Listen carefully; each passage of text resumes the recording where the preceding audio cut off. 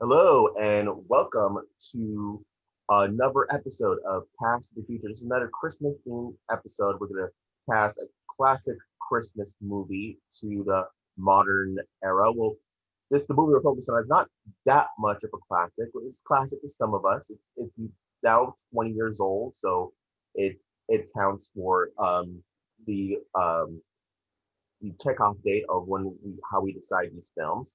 My name is Curtis. I am the host for this episode and also one of the judges. We have Logan on the panel, who is an other judge. We have Cate coming in for the first time as our third judge. We have our fourth judge, George. And then we have our debaters. We got Jeremy, we got Jessica, and a newcomer, we got Kirby coming in. Now, the movie that we are going to be focusing on today is 2000's Ron Howard's How the Grinch Stole Christmas, based off the classic Dr. Seuss story, and also somewhat based off the 1996 animated TV special directed by Chuck Jones and narrated and starring Boris Karloff. As with all cast of features, we're going to start off with the panel, just sharing our quick thoughts and opinions of the original film. I'll start first.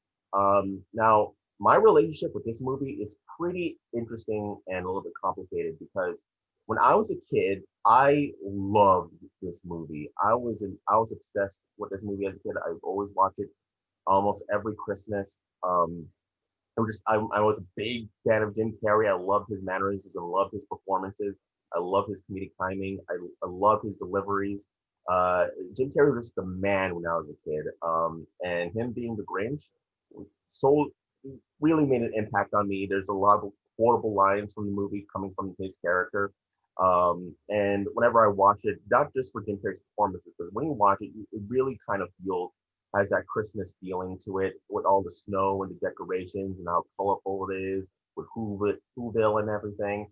I just liked it. And then um and I because I watched these series of videos. I think Logan knows about it too, called the Nostalgia Critic. And if you haven't watched Nostalgia Critic, go on Channel Awesome YouTube channel.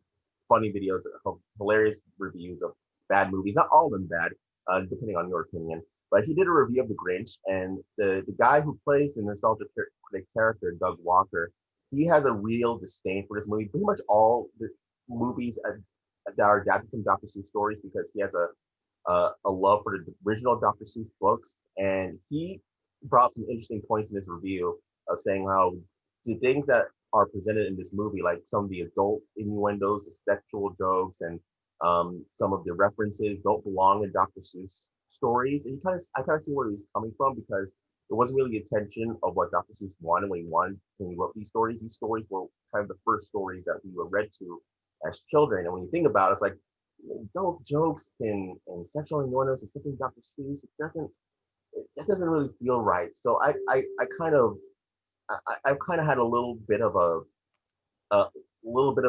sour taste in my mouth for the film for a couple of years, and I revisited it again. And I saw how funny it was, and to me, this film is like it's not supposed to. It wants to respect the original Doctor Seuss story, but it wants to be its own thing. I see it more as like maybe an older kid's version of the story, or it's a different adaptation. It's a different telling.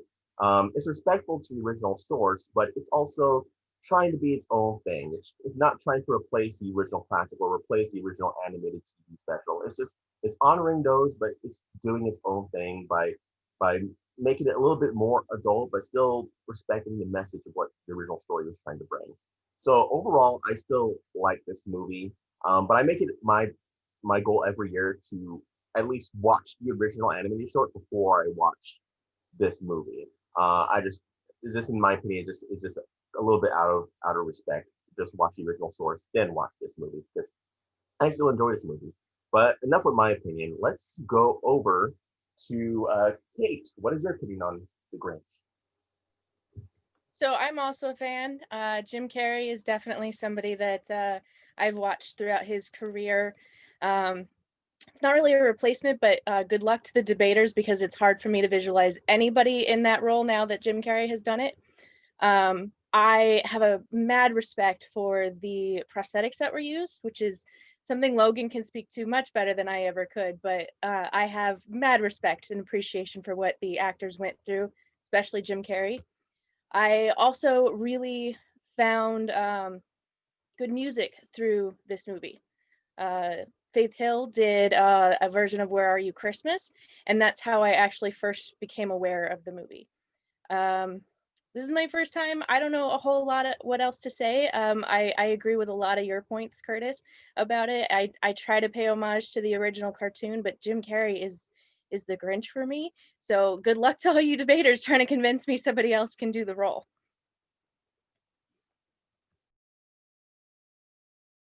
Yeah. Going back to what Cate said about the songs on the soundtrack.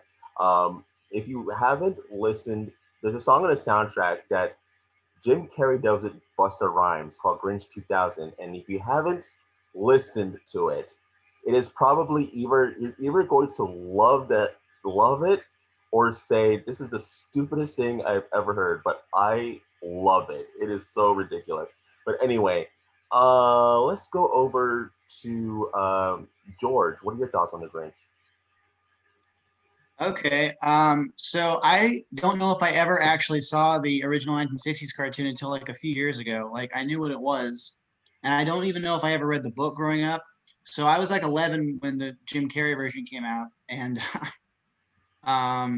so this was the Grinch for me basically. And you know, again, like you guys were saying, it was big for me as a kid. I remember it came out, and then it didn't come out on either VHS or DVD until like a year later, until next Christmas. And I remember being very upset that I couldn't watch it until next Christmas. So yeah, I mean, I rewatched this a lot over the years, and you're right, some of the adult humor doesn't age well, some of it, but I watched it again today, and I still think some of it's really funny. And I think the Mike Myers Cat in the Hat is maybe more of an example of like adult humor in a Dr. Seuss movie that doesn't work. I think that's more of a bad movie than this. So I think the Grinch, like you said, it's crazy that it's been 20 years, but I think it kind of has become a Christmas classic just as much as the 60s version. And I actually liked the Benedict Cumberbatch one that came out last year too. So I'm just a fan of the Grinch in general. But I think the Jim Carrey one is still my favorite. So I'm glad we're talking about this one. Yeah, yeah, that Cat in the Hat movie. We didn't need the Cat in the Hat to say HOE. We didn't need that at all. No. Jessica, what are your thoughts on the Grinch? This is actually one of my favorite Christmas movies. And I think it's just because I grew up watching Jim Carrey, so anything he's in, like it's just like he's got the Midas touch, it's gold.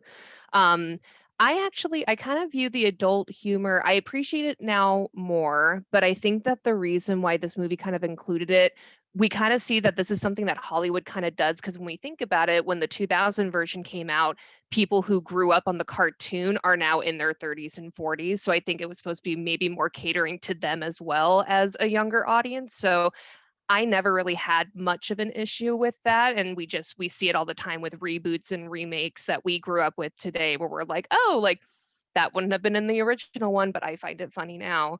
Um, but yeah, I do love this movie. I think it's fun. The visuals are great. I'm still shook that Ron Howard was the director. Like it changed my world when I realized that he actually directed that. Um, and yeah, I think it's fun and I watch it every Christmas. Okay, how about you, Jeremy?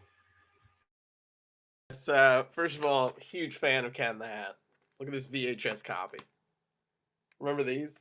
And then so great.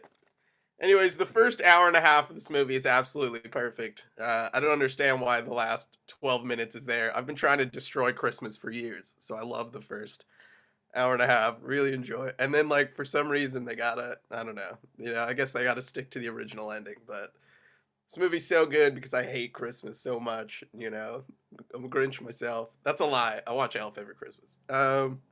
Jim Carrey, God, what a doll.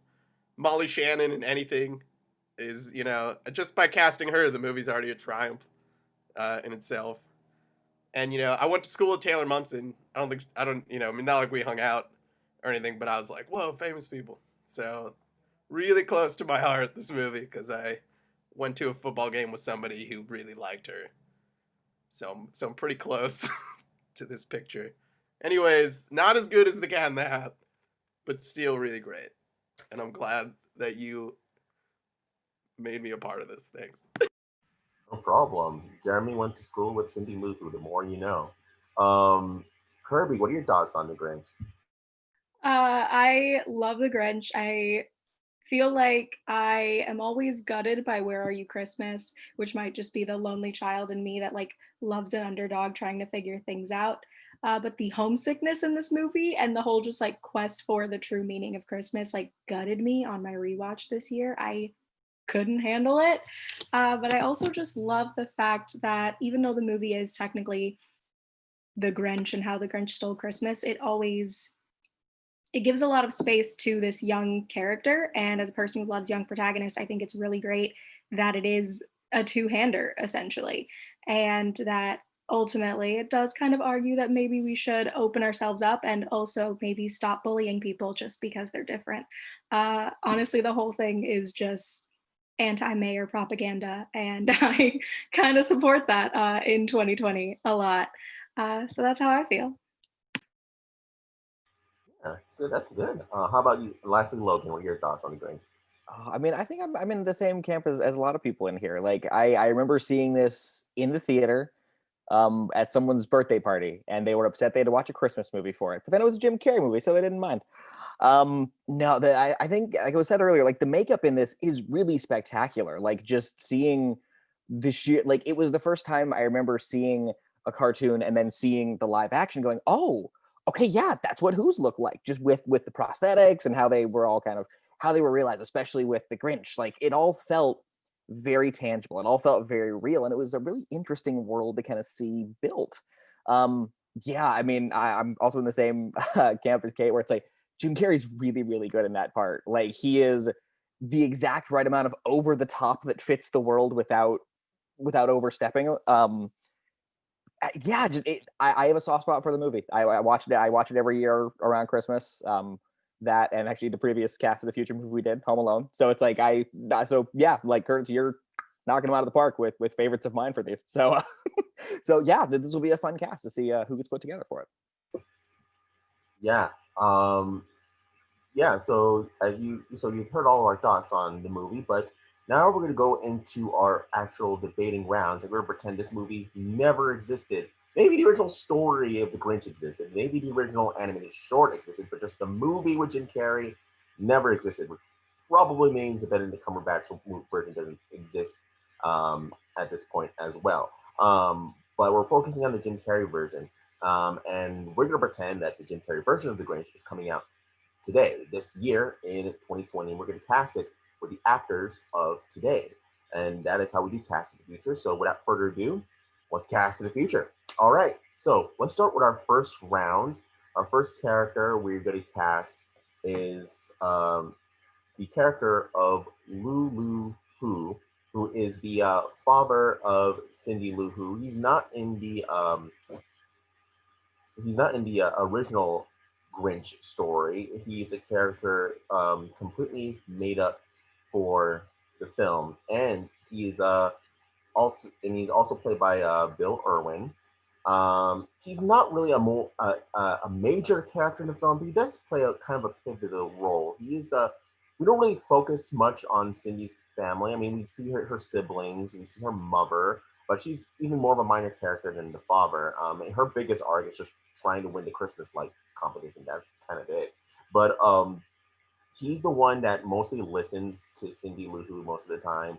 Yeah, he gets involved. He gets worked up and obsessed with the Christmas season as well as the other Who's. But then he's like the first one of Whoville to agree with Cindy Lou Who and stand up to Mary, saying that he was glad that the Grinch sold their presents and helped them realize like the true meaning of Christmas and what it's all about. And this is the reason why I picked this character to be recasted, because even though it's a small role, this is a very important role, and it's a role close to one of the main characters of Cindy Lou Who. So let's cast Lou, and we'll start with Jeremy. Who's your choice for Lou? Thank you for the opportunity to go first. I've chosen Lamorne Morris from the hit show New Girl. and that really great movie Game Night, and that new show Dope, and other stuff. I chose him because because Lulu, who, God, it's fun.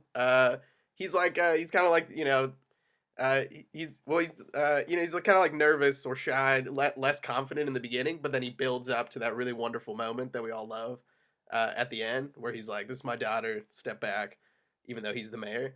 And that's kind of how I saw Lamorne Morris in New Girl. He's very cool and he's hilarious, but like he always has to build up and like kind of like muster up the courage to do like things that he like his character wants. He seems a little bit nervous, and like his comedic timing with that almost less confidence in the beginning to get to that point that he wants is what I would love to see in Lulu Who. And also, I think all Who's are adorable, and Lamorne Morris is one of the cutest humans of all time. So I think we can all agree on that. Even if I don't win this round, Lamorne Morris is the kind of guy you just want to hug, just hang out with. Nice. Lulu Who.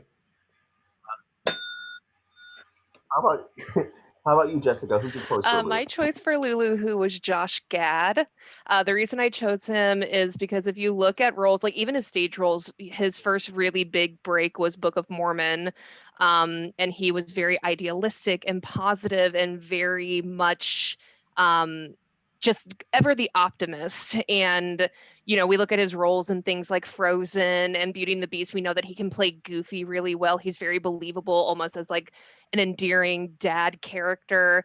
But the main thing that I thought would be great for this was actually his role as Steve Wozniak in Jobs with Ashton Kutcher, because he started off very kind of meek and kind of following the leader and everything that Steve Jobs or Ashton Kutcher had to say. But then once they hit a breaking point in the movie, he's able to kind of stand up for himself and stand up for what he thinks is right. And you kind of see that he can build a character like that in a very believable way. So I decided on Josh Gad for this role. All right, and finally, Kirby, who's your choice for Lou? All right, so my choice for Lou was actually Winston Duke, known for being M'Baku in Black Panther, and also Gabe Wilson and Abraham in Jordan Peele's Us. I think the character needs to have an affability and warmth, and Winston's humor and also his capability to play like an everyman character we get to see in Us. He's an amazing scene stealer in Black Panther. And I think there's something to be said for casting someone who is like a larger, darker skinned Black man to play this role that ultimately helps sway all of the Who's into accepting a different kind of Christmas and giving another chance. There's also some added opportunities for visual humor just in having such a large man have to kind of minimize and shrink himself in some of those earlier moments in town. All right, ready to debate your choices. This is hard because I love both of your choices so much. Like Daddy Duke, like that's it for me. I feel like the only thing I could see maybe being difficult is believing that somebody of Winston Duke's like formidable like size and presence could be like pushed around by anybody, let alone like whoever we cast as the mayor, like which will probably be like somebody smarmy and like not as built like a brick house. And the only really, because with Jeremy, your choice, it might just be because I haven't seen him in a role like this. I kind of just find it hard to believe him being a father role, just because he's very young looking to me. Like he reminds me of somebody who's in like their mid to late 20s, kind of figuring everything out, hitting the dating scene and everything like that. But I don't know if I see him being a father of like 6 kids or however many kids the Who family had.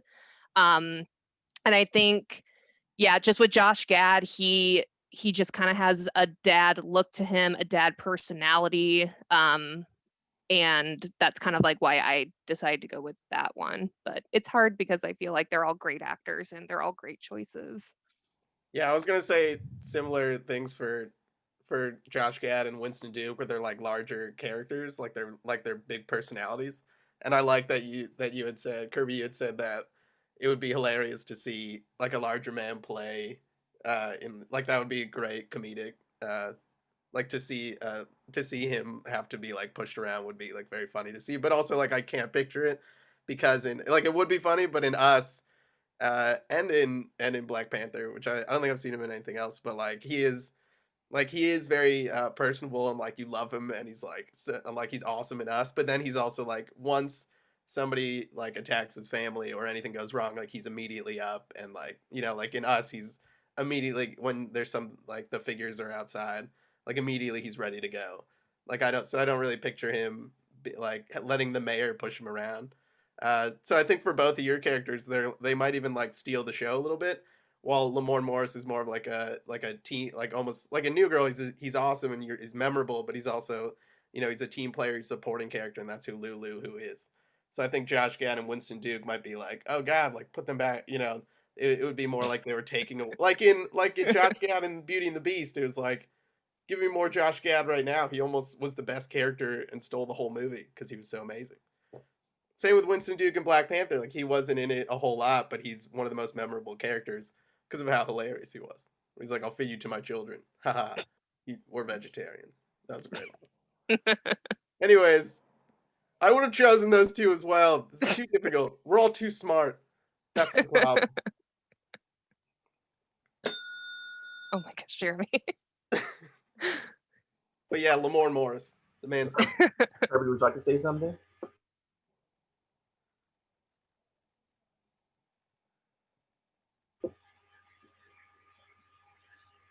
I'll pause. The worst part, we have to disagree with each other. I know. I love what you're saying as well about like how Winston Duke can be a bit of that scene stealer, which I thought was like a pro.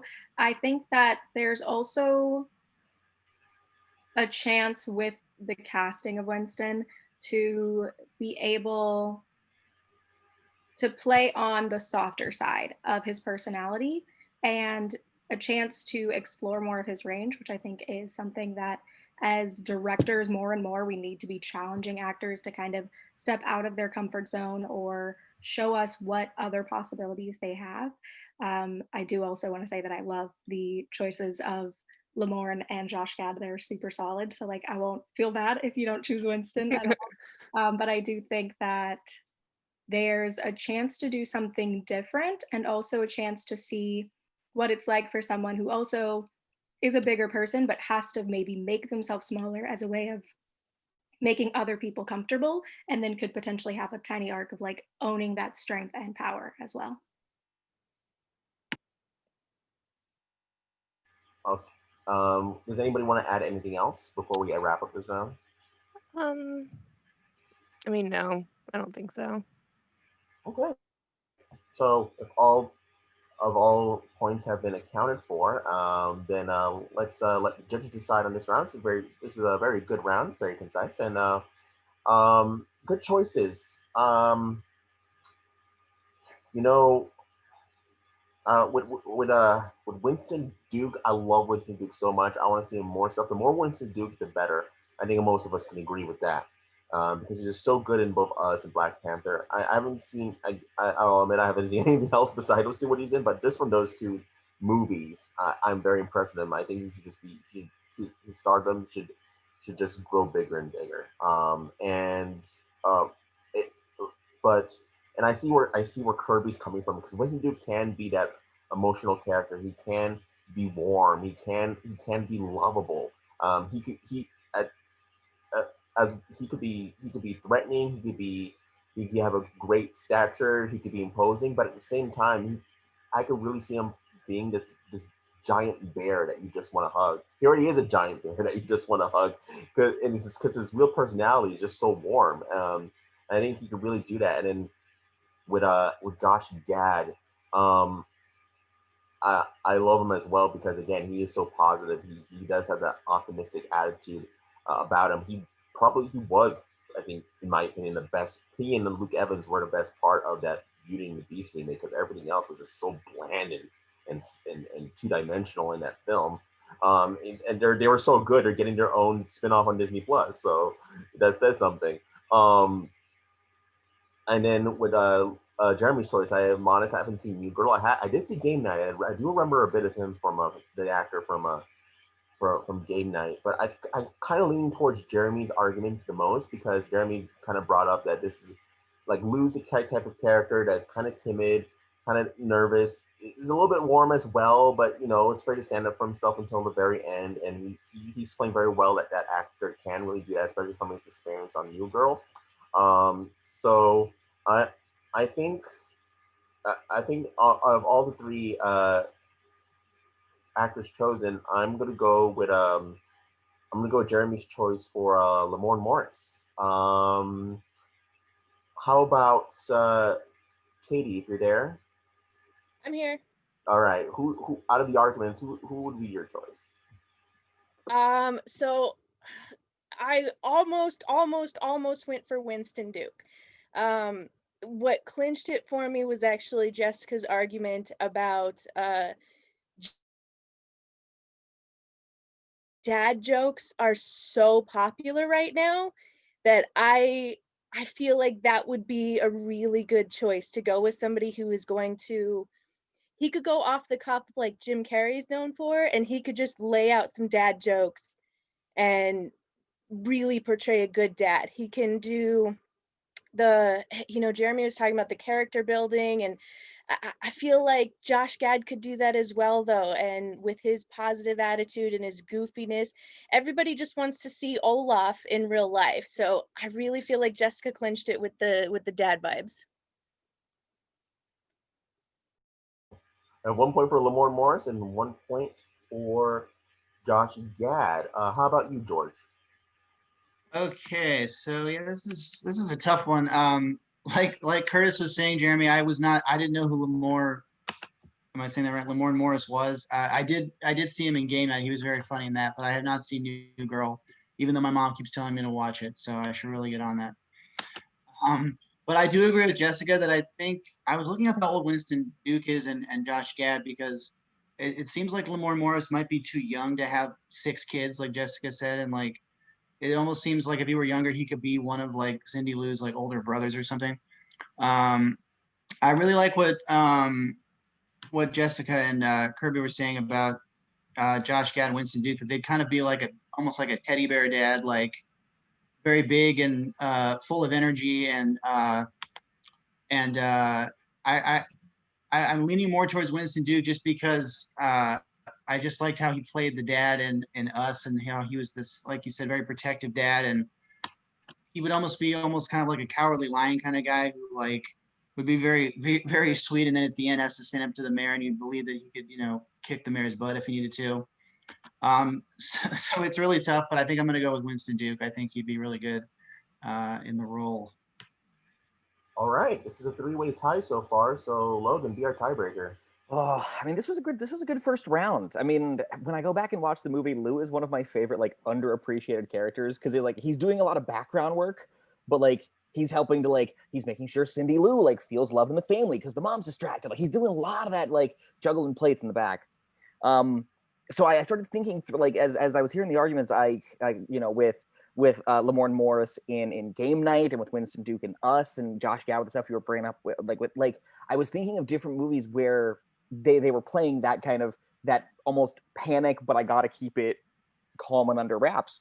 And the one that I kept coming back to, where I was like, I want to see more of that. I want to see more of that in the scene, was Winston Duke. And honestly, Kirby, the argument that you made that was really like, okay, yeah, was that he is such a big dude that he would have to actually physically contort himself to get through scenes. And I was imagining the scene when Lou is sliding down the ladder and he's like moving because he's throwing all the mail into the boxes, and I'm imagining just big Winston Duke just doing that kind of stuff, and it's instantly funnier to me.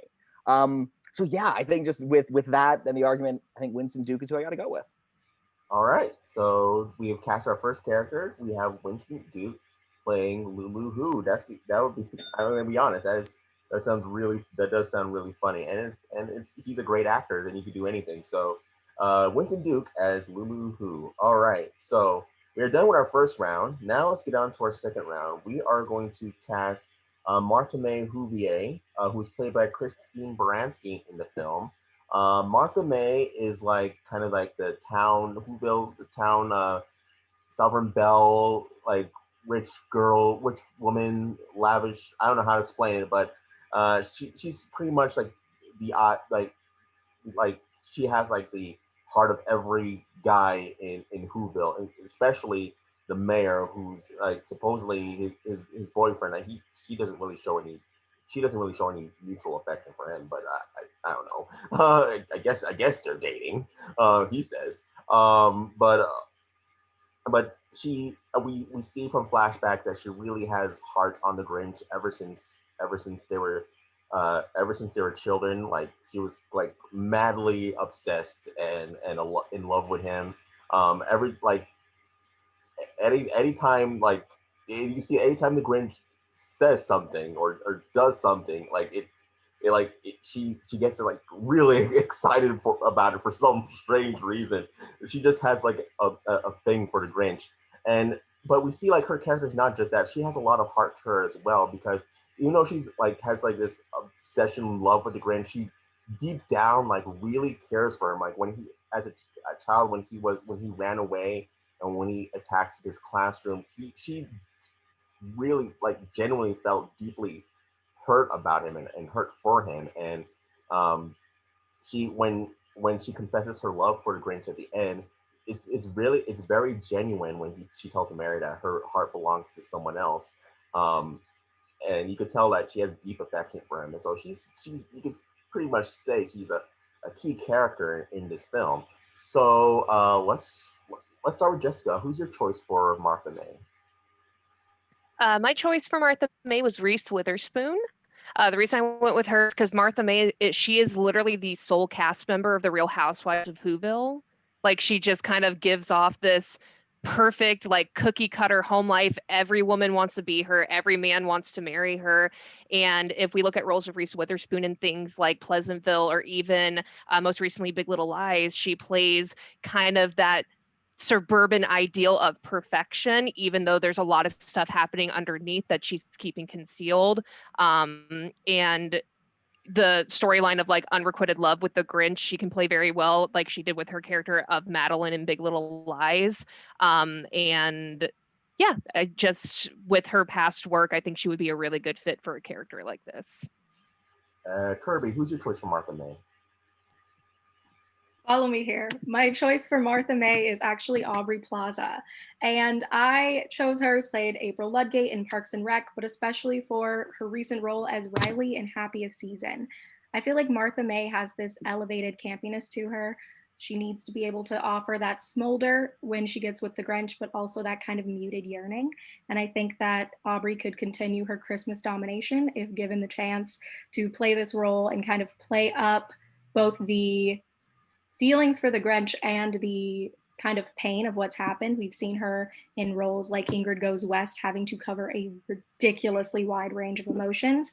And I think that she would bring something different and unexpected while also still managing to grab everyone's heart the way she did with 90% of the viewers of Happiest Season who all wanted her to win the girl and just completely demolish what was originally the plotline. Jeremy, who's your choice for Martha?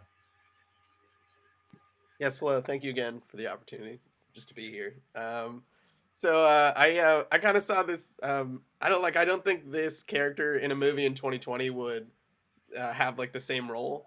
So if it was written, like I think it would be more fair to give her more, like give her like a bigger backstory, or like have her do more than just like choose between like have the nicest things, or like that moment where like you sort of do love her when she does like she rockets the like that. It was like a really badass moment when she rockets the lights onto the house. But then when she like has to choose between a really nice ring and the Grinch, it like, you're kind of like, do I really like her anymore? So I kind of thought that this was, if the script is the exact same, I would want Lake Bell. I didn't even say who I wanted. Lake Bell. Because I think she like, if this was exactly the role that's played in 2020, I think she would like, is this the right word? She would like ham it up. She would like make fun of it. Kind of like, actually Kirby said it best. Like it would be campy. You would want her to like sort of make fun of this character, because this character doesn't, necessarily exist in real life without, giving her a little bit more to play with. So I think Lake Bell, who I find hilarious and gorgeous, would play this role so well. She's like been in, and she has the like a lot of great range. She's been what was it What Happens in Vegas? She played that like really tough best friend in No Strings Attached, which I don't have, and that's a mistake. I should own that. She was like really she was nervous. and timid and also the best friend. But then she's in a world and Million Dollar Arm. She plays the leading lady, so she's like she can play both roles, and she's always hilarious and sort of. She's a great actress, but also sort of like makes fun of those characters that she's playing in What Happens in Vegas and in No Strings Attached, which is the best of the Friends with Benefits movies that came out around the same time. But Friends with Benefits is also really good. Just No Strings Attached is better. All right. All right. So, Jeremy, Kirby, and Jessica, debate your choices. I think Reese Witherspoon. She's an Academy Award nominated person. I don't think she. Lest we forget she did Hot winning. Pursuit thoe after winning her Academy Award. So she's Nailed still. it. Did she though? I mean, Choices were made. I really just- like. Yeah. Sorry. yeah, go. sorry. No, go ahead. No, No, you were speaking. No, Go. you go. Mr. Vice President, you were speaking. Please go. I resign as vice president, please, Mrs. President. No. Speak. Yeah, no, that was just my response, that she also hasn't made great like Oscar-winning movie choices after it. Her roots are in comedy and, you know, playing up the campiness, like lest we forget she was Elle Woods. She was recently in it was a show on Netflix that was all about kind of like redoing and reorganizing, and these people were coming in to basically make a Legally Blonde museum, and she was kind of playing around and she fell back into the role like that. So it is something that she's still capable of doing with doing up the campiness. With Lake Bell, I love her. I think just with the things I've seen her in, I think she might read as a bit too goofy for a character like this. Like I could see her maybe as Cindy's mom, Molly Shannon's character, which has a little bit more comedy and hamminess to it. And I guess like again, I love Aubrey Plaza. I think the only thing with her is I think she reads a bit young for it. When Christine Baranski did this, she was like I think 47 or 48.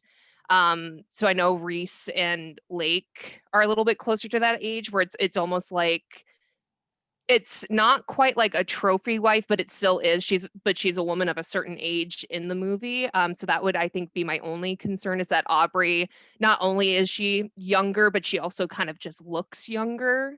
That I could believe her maybe being like a sibling of Cindy Lou Who's. Also, I want to say she wasn't nominated; she won. In case she didn't want to upset, and she's a winner. So. That was a great point about Legally Blonde. Sorry, but because the reason I chose Lake Bell is because she would make it campy and over goofy. Like you said, it would be too goofy. That's what I would love to see for her, sort of like to make fun of the role, and make fun of the character. So you knew it was more animated than anything else. But I do see how Reese Witherspoon could play that from her Legally Blonde, and also being an Academy Award winning person, and Aubrey Plaza from being incredible. And also Ingrid Goes West was holy moly. Holy moly. Out in so many ways that I cannot articulate. I do want to say for Lake Bell, I don't have a lot of experience with her like live action work. When I think of Lake Bell, I immediately think of Poison Ivy for Harley Quinn. Yes. That second season. So I love what she can bring as far as the humor, and also she does have more of that range where you're able to kind of feel that groundedness. So I do think that she would be able to bring something to it. Reese is truly one of my favorite people in existence. So I don't have anything to really say against that. I got nothing. I love all these choices right now. How fun that is. All right, so that's our round. Pretty good choices. Let's see. So we got Reese Witherspoon, we got Lake Bell, and we also got Aubrey Plaza. See, I out of three, it's a tough choice because it's kind of I wish kind of I heard a little bit more from all three of the choices, but I think just from what Jeremy said that um, Lake Bell could really make it really campy and really goofy, and that's what the character is. Martha May, she's really over the top, and when she does her over the top expressions, it's really funny. And to layer on top of that, that her being over the top is at the same time kind of making fun of what the character is. I think, to my opinion, I think Lake Bell would be kind of the best choice for this type of character. So I'm going with Lake Bell. How about you, Katie? So it is with some sadness that I'm not casting my vote for Reese Witherspoon. I would like to profess my love of Reese Witherspoon before I not vote for her. But I think Jeremy's point that this character needs more backstory in 2020, but we also need to make fun of this type of character is really valid. And I think that Lake Bell could do that as well. All right, so we got 2 votes for Lake Bell. How about George? What's your opinion? Okay, so again, another tough one. I I like Reese Witherspoon. I'm trying to think of like other things I've seen her in, because she's just one of those people that's just famous. But like, I think I've mostly seen her in dramatic stuff. I haven't seen Big Little Lies. Hot Pursuit is allegedly a comedy, like Jessica said, but wasn't great. I mean, yeah, I think her having an Oscar wouldn't necessarily make her turn this down, but maybe it wouldn't be, I don't know, a big enough role for her. And Lake Bell, I think, is very funny. Again, someone else that she just pops up and stuff, and she's always really funny. I didn't believe her as a nerd and No Strings Attached. I mean, nerds don't look like Lake Bell. Sorry, Jeremy. And for Aubrey Plaza, I like Aubrey Plaza. I do feel like it seems like she's done a lot more versatile stuff lately, but she and some actors seem to always play the same character in every movie they're in. And I think she has finally gotten into playing like moms, like she was in the Child's Play remake. So she would be the appropriate age, I guess. I don't think she's necessarily too young, but I just don't know if her personality fits this character. So yeah, it's a tough choice, but I do think that Lake Bell fits because, like you said, Jeremy, she's really funny, she's really beautiful, and I would believe that she would kind of bring up the campiness and be someone that all the guys like and all the women are kind of like, I wish I could be more like her kind of thing. So I'm gonna go with Lake Bell. All right, so it's a landslide for Lake Bell as Martha May, but Logan, I still want to hear your opinion. This one was interesting because like I like that all three of these actresses would bring a very different take to the character of Martha May. Like Aubrey Plaza, like honestly, I love your argument of that she'd bring some of the elevated campy and continuing her Christmas domination. I like the phrasing of that because lest we forget, she is also the voice of Grumpy Cat in Grumpy Cat's Merry Christmas, so she would be continuing that trail. Jeremy, when it comes to Lake Bell, I think I'm in the same thing as Kirby, where it's like the main thing I know her from is Harley Quinn. So it's like, so I really only know her with voice acting. So I haven't seen a lot of her physically as an actress. But Jess, honestly, when you brought up Legally Blonde with Reese, all I could think of was a scene from Legally Blonde, and I'm going to paraphrase it here to make it, Grinch, but be like, you decorated your house so elegantly. What, like it's hard? Like I could see that that Elle Woods sass and attitude bringing a lot of fun to Martha May. So yeah, honestly, once I heard that argument, it's like, all right. So I think Reese is who I would have gone with. All right, but there's 3 votes for Lake Bell, so that means Lake Bell is our Martha May. Okay, done with the second round. Now it's off to the third round. In the third round, we are going to be casting the mayor of Whoville, Augustus Mayhew, played by Jeffrey Tambor, who you kind of say is the real villain of the film, not the Grinch, because he is kind of sort of a egotistical jerk. He does things for himself. He doesn't he looks out for himself. He nominates himself as chairmeister of the year every year for Christmas in Whoville. He has a he just has a big obnoxious ego. Even as a kid, he was one of the main ones who bullied the Grinch as when they were children, and one of the main reasons why he left Whoville and went to live on Mount Crumpet and why he hates Christmas so much. It is because of characters like the mayor who pushed the commercialism of Christmas and pushed the materialism of Christmas onto the Who's, in that town. He shamelessly admitted in the film that he spent the Who's taxpayer money to buy Martha May a new car. They say that in the film, and the Who's for some reason have no problem with it. But yeah, this is the kind of guy Augustus is. So let's start with Kirby. Who's your choice for Mayor Augustus?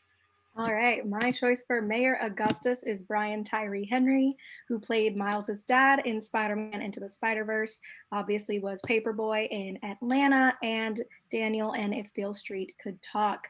I think that the mayor has to have a bit of an edge to him, while also a lightness that can play into the bold campiness of this film. As someone who was traditionally trained with the stage, he can go bold, but we've also seen like his boisterousness and emotional range in Into the Spider-Verse. In Widows, we got to see a bit of that intensity that he could offer. And I think that one thing that he could also bring, whether the director wants it or not, is a bit of an authenticity and warmth underlying it, because he does manage to make every one of his characters feel real and lived in. And I think that if we wanted the mayor to also have maybe even a bit of a redeemable quality, Brian could give us that as well. Thanks. Jeremy, who's your choice for mayor? Thank you again. Really happy I get to do this. I've chosen James Franco because the mayor exudes what's that word? Well, I really like myself. Narcissism. I mean, dude loves himself. I've never met James Franco, but it appears, it seems to me that he really enjoys himself, and I think, he plays that a lot, like those kind of characters, and I think we're like in that point in our when we watch movies, we kind of like when we watch movies, we love seeing actors play that role that you assume they are in real life. It kind of makes you happy to be like, he's probably not acting. You love saying like, this person's perfect for the role, nobody else could play it.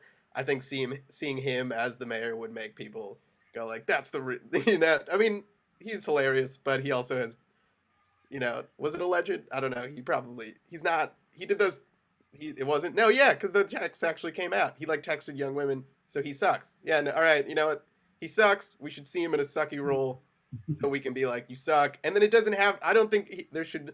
We've also, I think recently, I noticed it in Mary Poppins Returns. That was like the first time I saw where we didn't give the bad guy like an endearing quality at the end. We were just like, they give Colin Firth the balloon and it just goes limp, and you're like, yeah, you do suck. You suck throughout the whole movie. Why are we going to give you something nice at the end?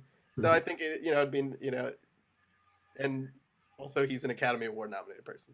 So. He's good at acting, but you got it. Yeah. All right, let's not get too far, Jeremy. We're going really deep in there, Jeremy. Okay, Jessica. My choice for Mayor Augustus was Kelsey Grammer.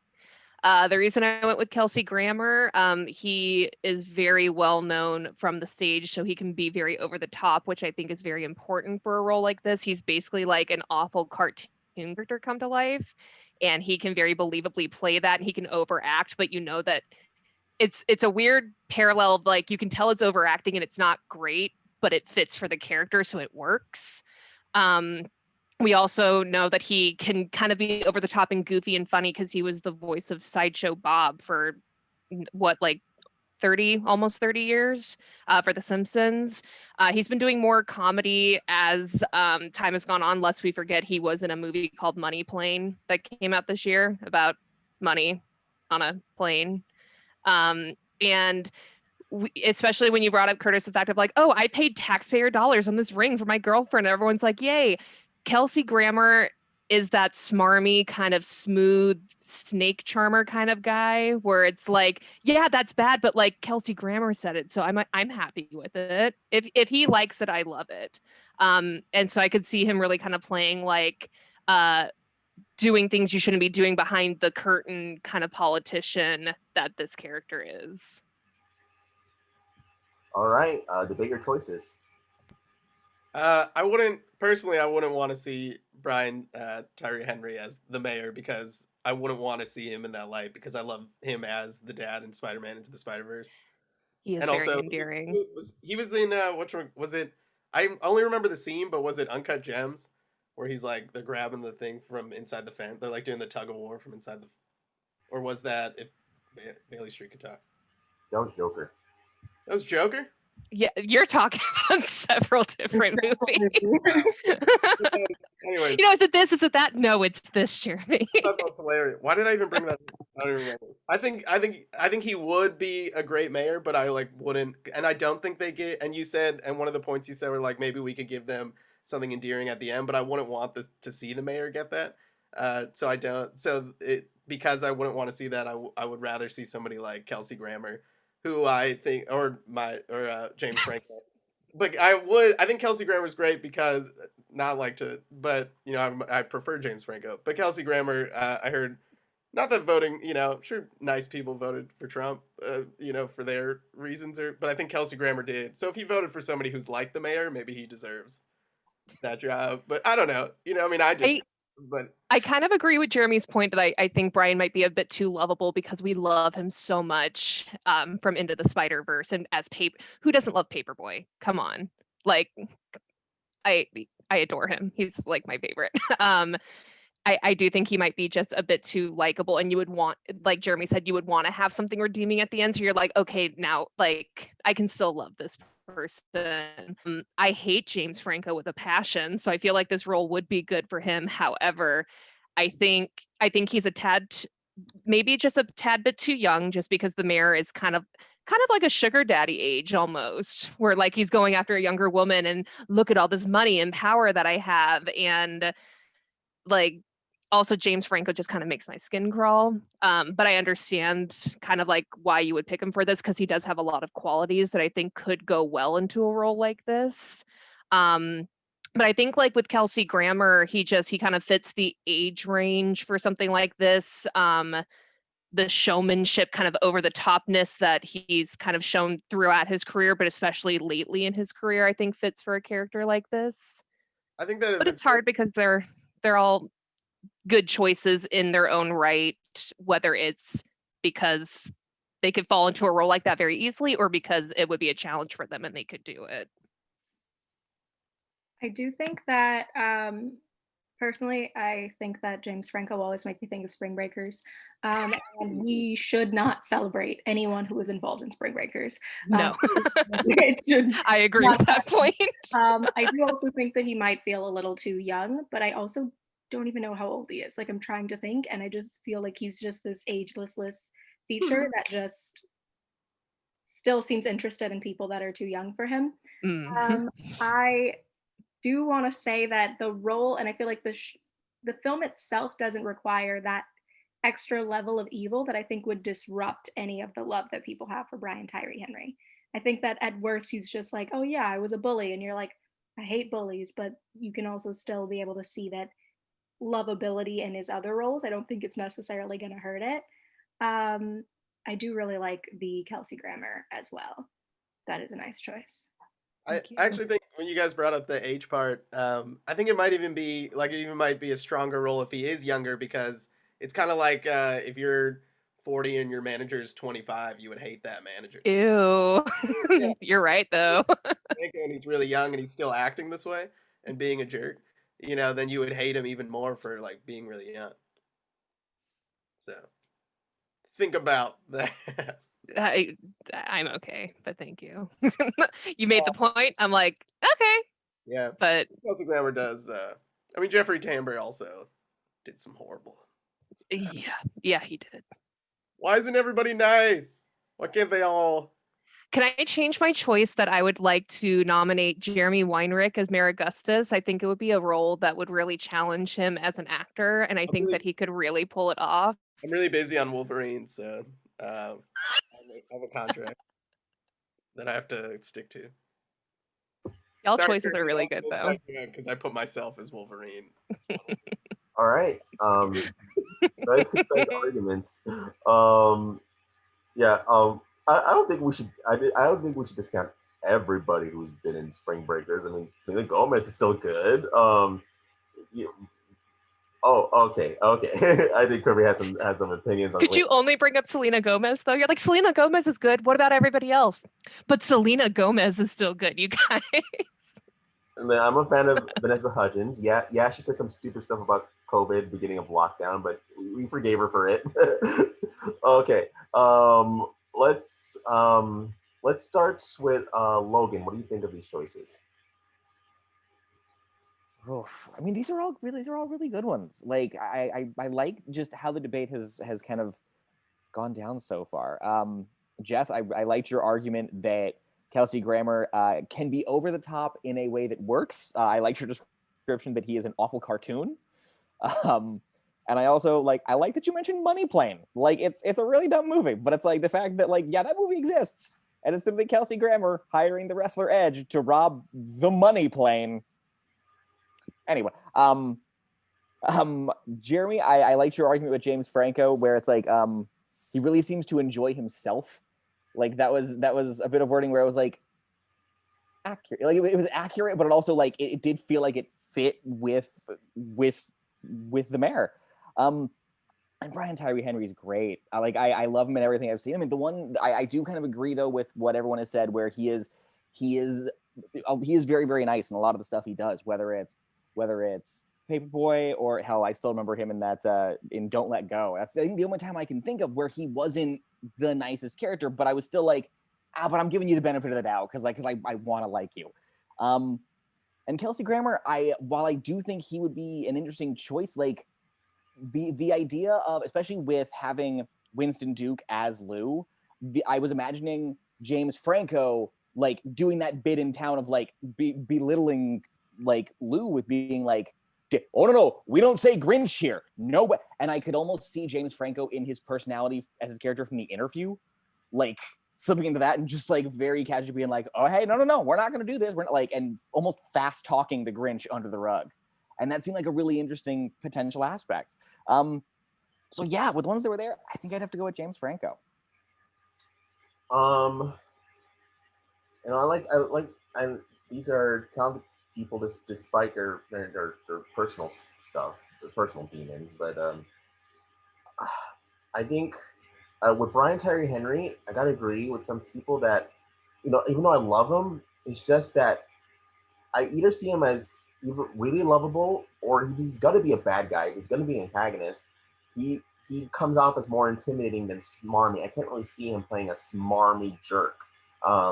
If he is the mayor, he's gonna rule with an iron fist. I see him more as a guy who abuses power. The mayor does abuse his power, but more in not in a physical way, but more in a selfish way, in a selfish wormy, smarmy type of way. And I can't really see Brian Tyree Henry really do that.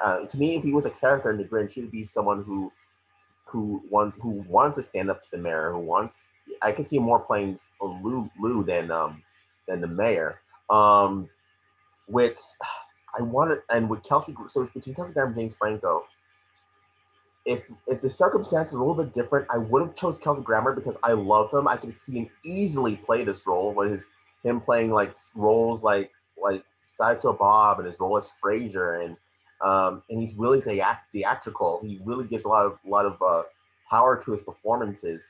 But I think he could have been playing the mayor when this movie came out. He could have been the mayor if it wasn't Jeffrey Tambor.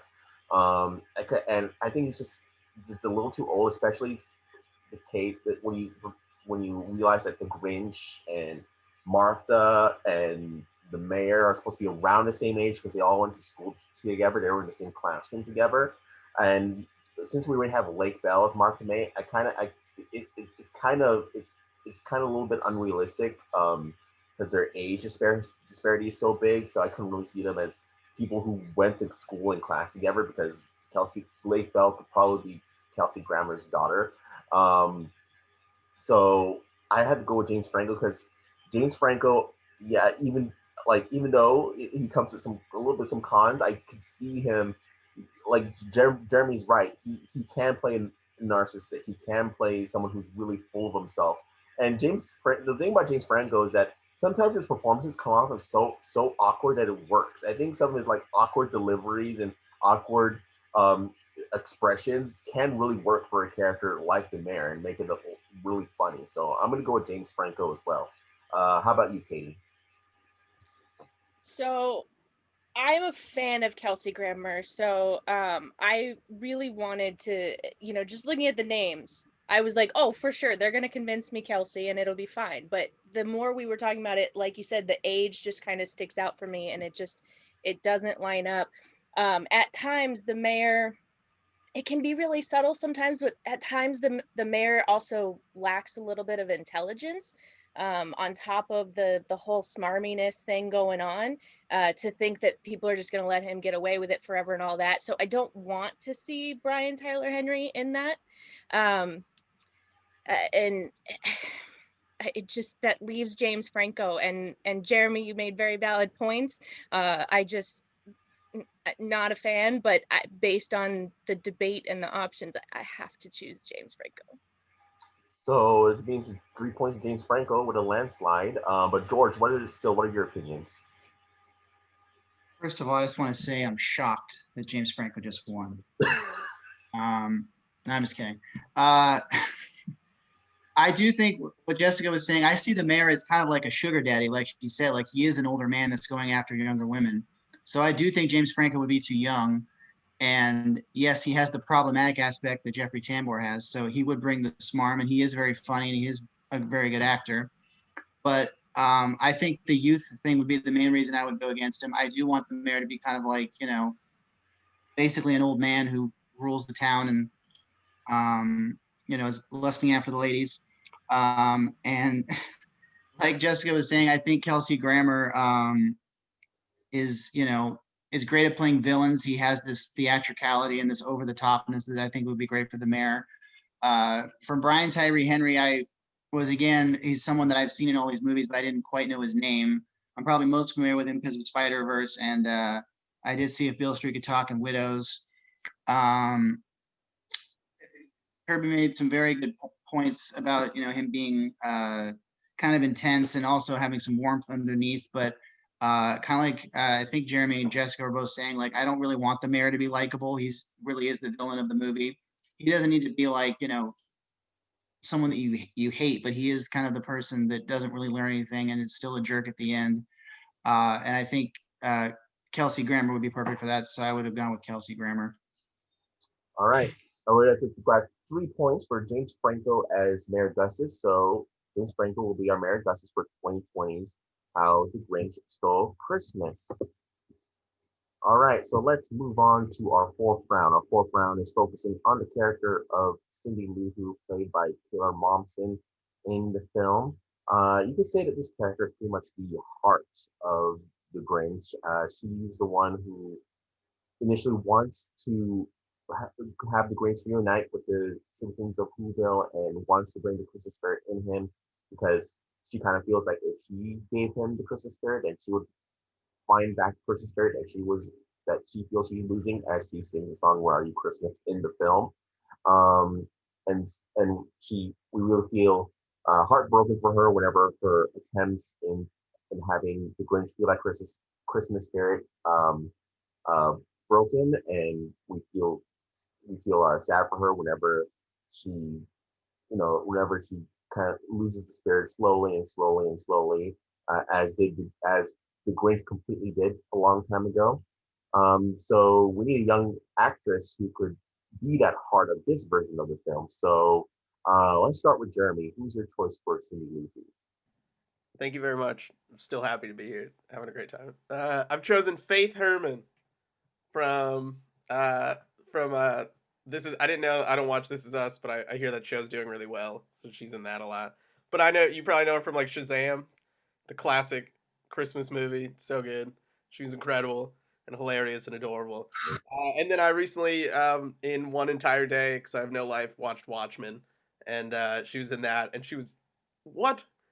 You can't ask a under 10-year-old to do such things, like, I don't know. Well, I won't say, but it was like, it was pretty.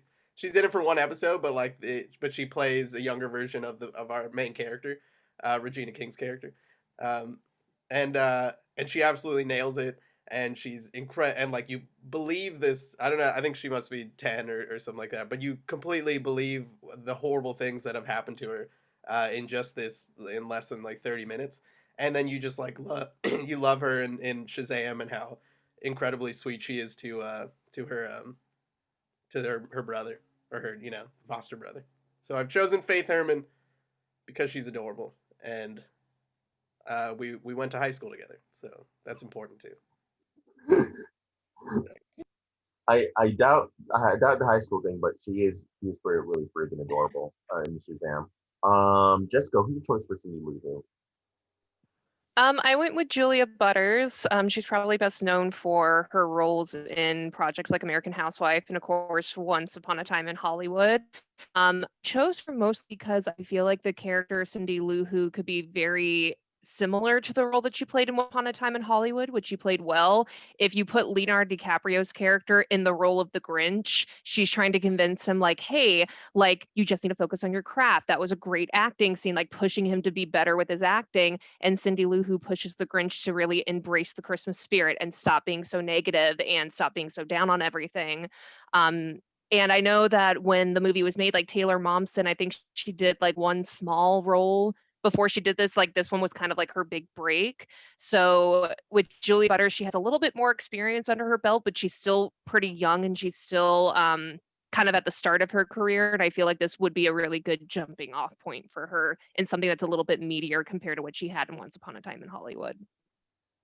All right, and Kirby, who's your choice for Cindy Lou Who? All right, so on the other end of the spectrum, I actually have someone who doesn't necessarily have a ton of experience.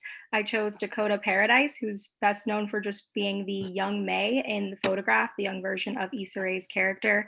Similar to Faith Herman, she is very adorable, really visibly expressive, and she wrecked me emotionally, even with just the small amount of time that she's given to convey a lot of the heartbreak and also confusion that the character is going through as she's dealing with kind of meeting someone who's important in her life without knowing exactly what his relationship is. And her connection playing off of Shantae Adams was absolutely amazing. And I think it would be a great opportunity for her to learn and grow along with industry pros and James Franco, apparently. Let's make her stay away as far from James Franco as possible. Well, okay. Yeah, I'm sorry. My own show, and I kind of broke my own rules a little bit. I'm ashamed. Yes, I know. Okay. What I said. Let's debate our choices. I would like to say I didn't know who Julia Butters was until you said Once Upon a Time in Hollywood, and she was awesome. I was gonna say like let's pick Julia Butters because she has a great last name. She should be famous.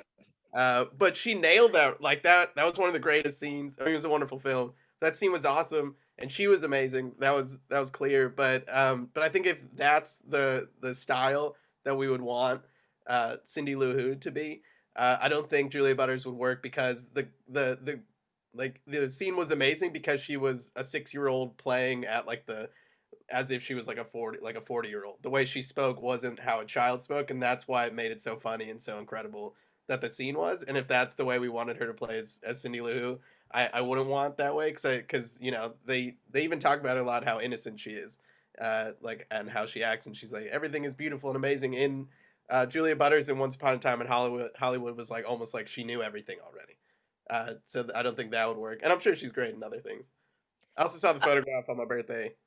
I'm sorry, I don't remember the little girl in it, so I don't have much to say. But I did like the movie. It was very sexy and romantic. I will say I understand your point with Once Upon a Time in Hollywood. Julia Butters has played other roles though, where it's much more her age range and much more like her. I think that's the thing that made her stand out in Once Upon a Time in Hollywood is the fact that she was this young and she was able to act that way in a way that was very believable. And I think that just kind of speaks to her talent this early in her career.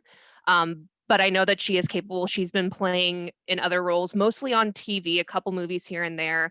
But her TV role, she's much more acting her age, which is a very young lady. This is just hard because like Cindy Lou Who is a very prominent role and we know it kind of inside out. And it's so hard with child actors, especially since I feel like all three of ours are really pretty early in careers. So we've seen some examples of what they can do or what they have the potential of doing, but this is just a little harder because because the character is so young and we need a younger actress for this, that it's just kind of hard to tell, like, yes, I know they'd be able to do this, or I know that they'd be able to carry a movie the way that Cindy Lou Who kind of does, just because things are a little different compared to how we did it in 2000. So I mean, I feel like with each of these actresses, like they have the potential of doing it, but it's really hard to kind of go 100% confident in some of them. I will just say, really, I think out of the three, I think her resume might be just a little bit longer, which means, you know, more experience on a set with, you know, bigger named actors. But that's not to say that the other two could not fulfill this role. I will say right now, I fully intended to have Faith Herman as my choice for this. And when I saw that you posted before me, I was like, I need to reevaluate my life for a moment, because that child, since This Is Us began, is adorable, has an amazing range. And I think that also with the casting of Winston, she would be really great playing opposite him. And I know I'm talking against my own choice. I think that Dakota is lovely. She's an adorable little girl. I was on her Instagram and she was singing along to like All I Want for Christmas Is You. And I was like, if we get to use unnecessary reference materials, I was going to play that. It's not necessary. It's just a child. You know what they sound like. But I do think that Faith is probably the one with the longest resume that I would personally want to vouch for, as far as the range with like Shazam and This Is Us especially, and being in that show for what? Are they on season 5 now or season 6? I don't know. It's a lot, but I watched 2.5 of those. So yeah, I don't really know who this person is that you chose, just because I haven't seen Once Upon a Time in Hollywood. That was partially just vetoing the way that everyone was talking about Once Upon a Time in Hollywood. So I was like, I'll see it when I see it. And we have not reached that. If nothing else, at least watch her scene. It's honestly probably one of the better scenes of the movie. It is a very long-winded Quentin Tarantino love letter to old Hollywood or 60s Hollywood, but her scene is like one of the highlights of it for sure. For sure. I love child actors. I think they're so fascinating. It's lovely to see their range and as it grows as they work on different projects. I'll check it out. Yeah, Reese Witherspoon. She was a great child actor. Okay, all right. All right. So I guess that's all the arguments we have. God, I still can't something. Anyways, let's start with George. What's your thoughts? Okay.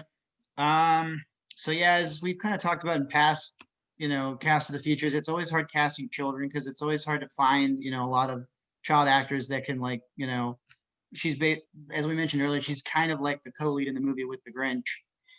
I feel like Julia Butters comes up every time we have to cast a child.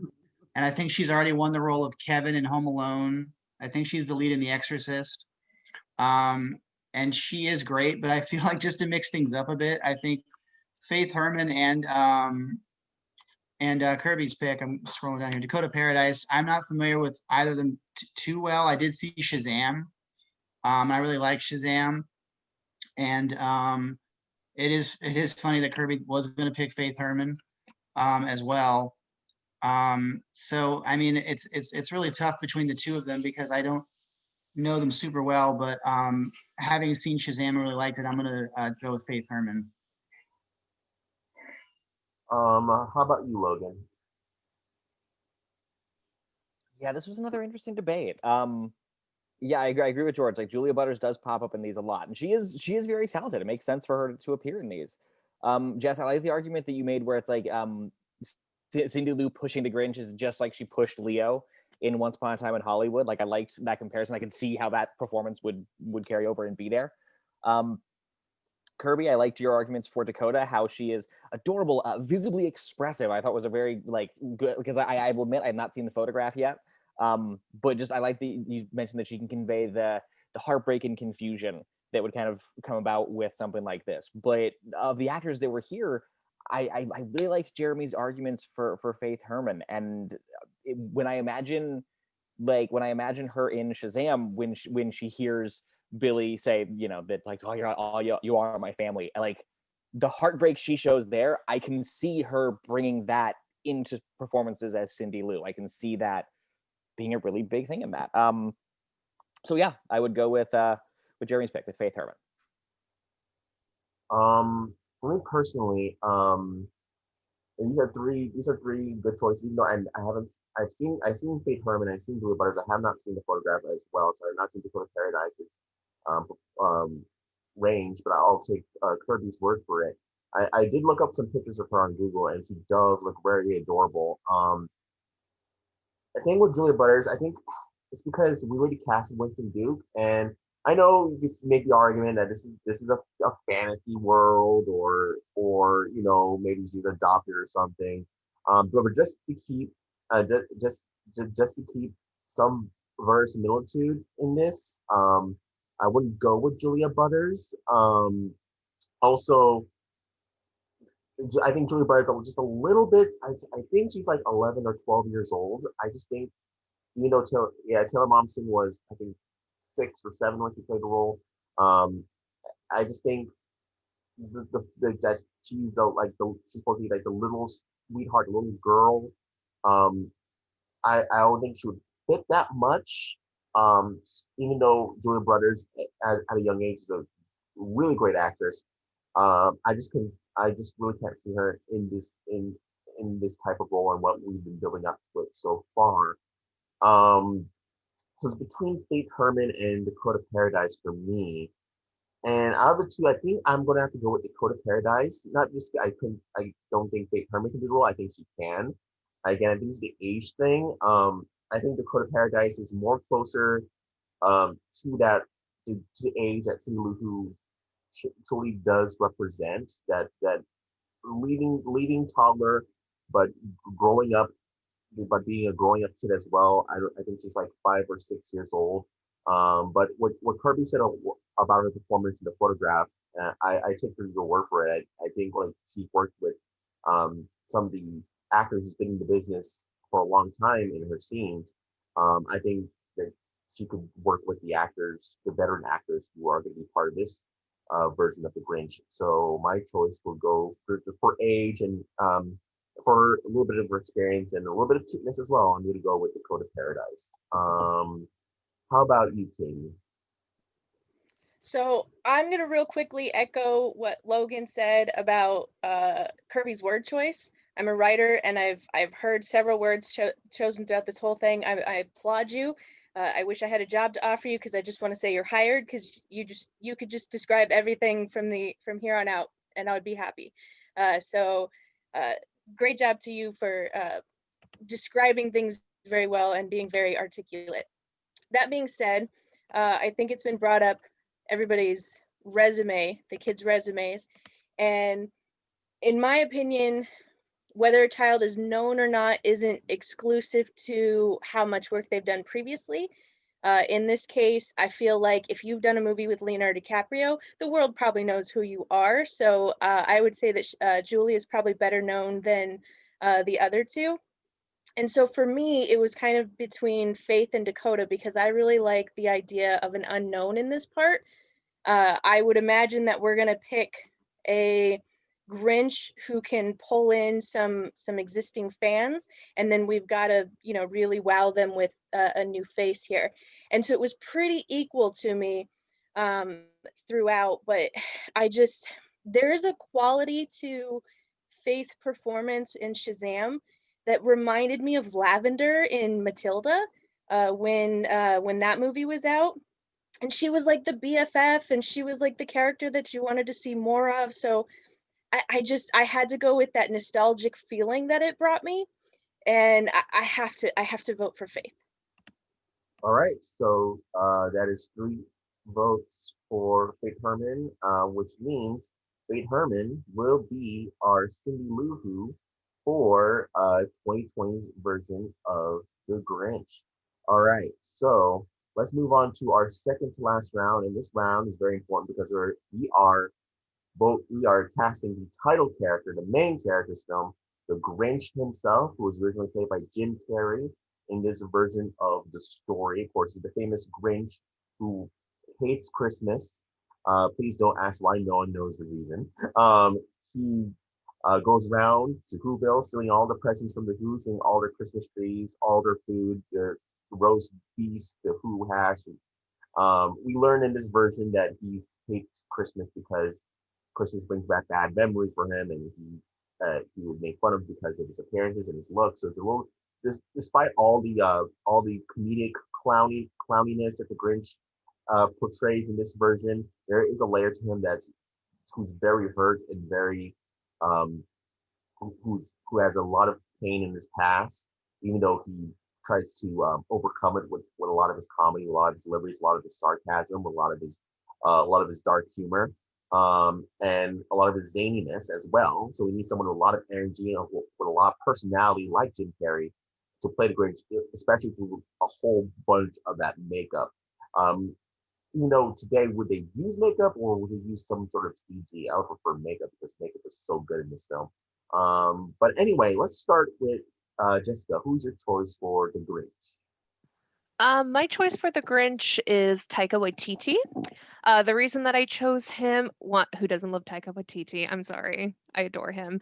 But I think that what he could really kind of bring to the role, he has been very open about this, especially kind of like hitting mainstream Hollywood about the struggles of growing up in racist environments as a Maori man. And so he has a lot of the things in his films, especially with his writings. We look at things like Jojo Rabbit, where yes, it is satire, but it's also about like, how tolerance needs to be accepted and cultivated instead of hate, racism, all that stuff, which he can bring to a performance.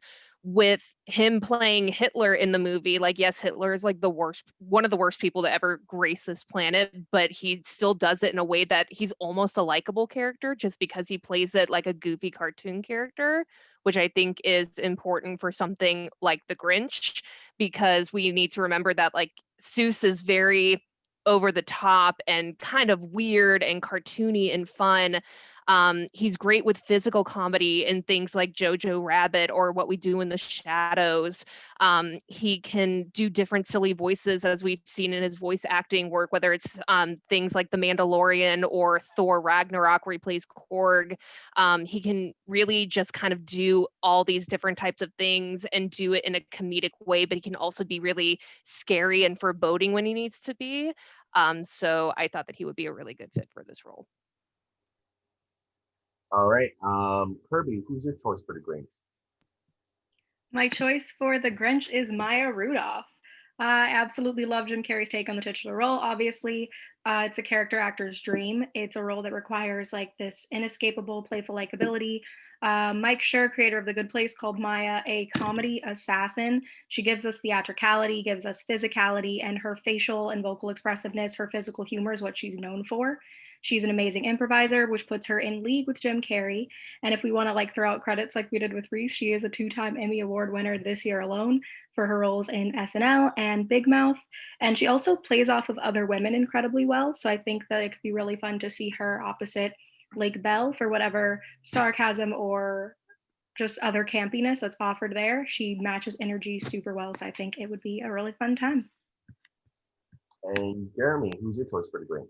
Yes, thank you, Curtis, for asking me. Really appreciate that. Wow, this is unfair. I feel like mine's like a Hail Mary pass. I should have voted for myself. I should have said Jeremy Weinrich for the Grinch.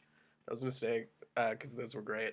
I chose Daniel Radcliffe because he's a legend. The man. I mean, I get obviously he's Harry Potter, but if you see the stuff that he does afterwards, I mean, the guy is the biggest weirdo. And that's what Jim Carrey did, and that's why we love it so much. And that's what the Grinch you would want the Grinch to be. So like mostly I'm thinking of Daniel Radcliffe's role in Swiss Army Man, which was the weirdest and most beautiful film of all time, where he plays pretty much it's like Weekend at Bernie's, but he could talk and does weird stuff with his body. And then his role in Now You See Me Too. Where it just seemed like he was just kind of having fun. It almost seemed like his as a actor they like just gave him free reign, like be the happy self you want to be, and then we'll just push your character along in the story. So the way that I see Daniel Radcliffe after Harry Potter, and also including that one scene where he was on drugs, the lucky thing. I've seen it so many times. When he takes the lucky potion, you could see him as like this really happy, quirky individual And then I love thinking of him as I think most people know the story where like he's like I used to be self-conscious about being short, and then I realized I'm Harry Potter. So just like having that kind of attitude in life, I think would be a great role in with playing the Grinch. Just being in love with who he is and being okay with that. All right, debate your choices. I don't want to. The- These are good choices. I will say, I think another part of the Grinch that I felt like really kind of stood out when you watch the original Jim Carrey one. Jim Carrey is a pretty tall man. He's about 6'2", and I think that kind of added to the town's fear of him, just because he kind of like towered over almost any citizen of the town. And I don't know if I could believe Daniel Radcliffe being like that to the town when he's about the same size as Cindy Lou Who.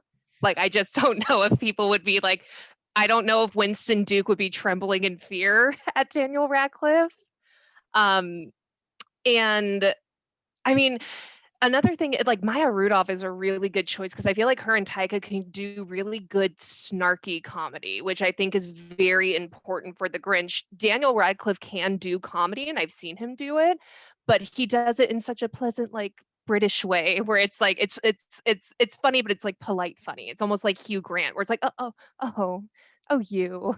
But with the Grinch, she is a little bit more snarky, a little bit more foreboding. And with Taika, he's just naturally, that's kind of like his biting humor that we see in a lot of his projects. He's also 6 feet, so he could kind of stand, I think, toe to toe with someone like Winston Duke if he were to come face to face with him in the town. And he's worked with a lot of children in the past. He directed things like Jojo Rabbit, Hunt for the Wilder People. He's done a lot of projects where he's not only directing children, but he's acted with children, and he knows how to cultivate an environment where children are comfortable and they can feel free to take risks with acting. And I feel like he could play off really well with the choice that we have for Cindy Lou Who. I think they'd have a good chemistry and they could really kind of bounce off each other, and he can help kind of create that environment where it's actually helping her become a better actress, and she can learn from this because of somebody like Taika making her feel comfortable in her own skin and taking risks with her acting choices. I guess I think part of the way Jim Carrey played the Grinch, or at least how they perceive the Grinch and Cindy Lou, is that she's like not afraid of him the second time around, and I think that would be, and I think it's even comical to have Daniel Radcliffe, a shorter man, playing a larger, like a taller character. I think it might even bring to because we chose Winston Duke based off of how funny it would be if a larger man had to play, a small, like a kind of like a smaller role, or like a smaller character, like the character felt smaller, I guess. So I guess it would even work with what we've chosen to have the shorter guy play a much bigger role, or a much like in that sort of attitude. And then also with the humor that he's done, if you haven't seen Swiss Army Man, he farts himself through the ocean, which I don't think is very British comedy. He like farts and then he becomes like a jet ski, which is, I mean, hilarious. It's classic comedy. Taika Waititi, strike me down for talking against Maya Rudolph and Taika Waititi, but for the sake of the show, I think Taika Waititi. God, I wish he didn't make the Jojo Rabbit. That was like the best. Like I didn't even think of that at first because I thought he might have been too dry. Like his comedy, I love because it's just so dry and almost and sometimes very subtle. And that's like I'm thinking of his character in Thor, where he's like he's like a big rock man, but he talks like he's just very quaint, very funny. And then Maya Rudolph, she's too good. She would it just wouldn't be fair. I think they would stop making movies altogether. Nobody would act ever again because like there's like no point that you could reach where you're better than anyone else, because that her Maya Rudolph and Shia LaBeouf sketch where she's like Shia, it's the greatest sketch of all time. I feel like I was so nervous going into this, and the thought of like having to come up with someone for the Grinch.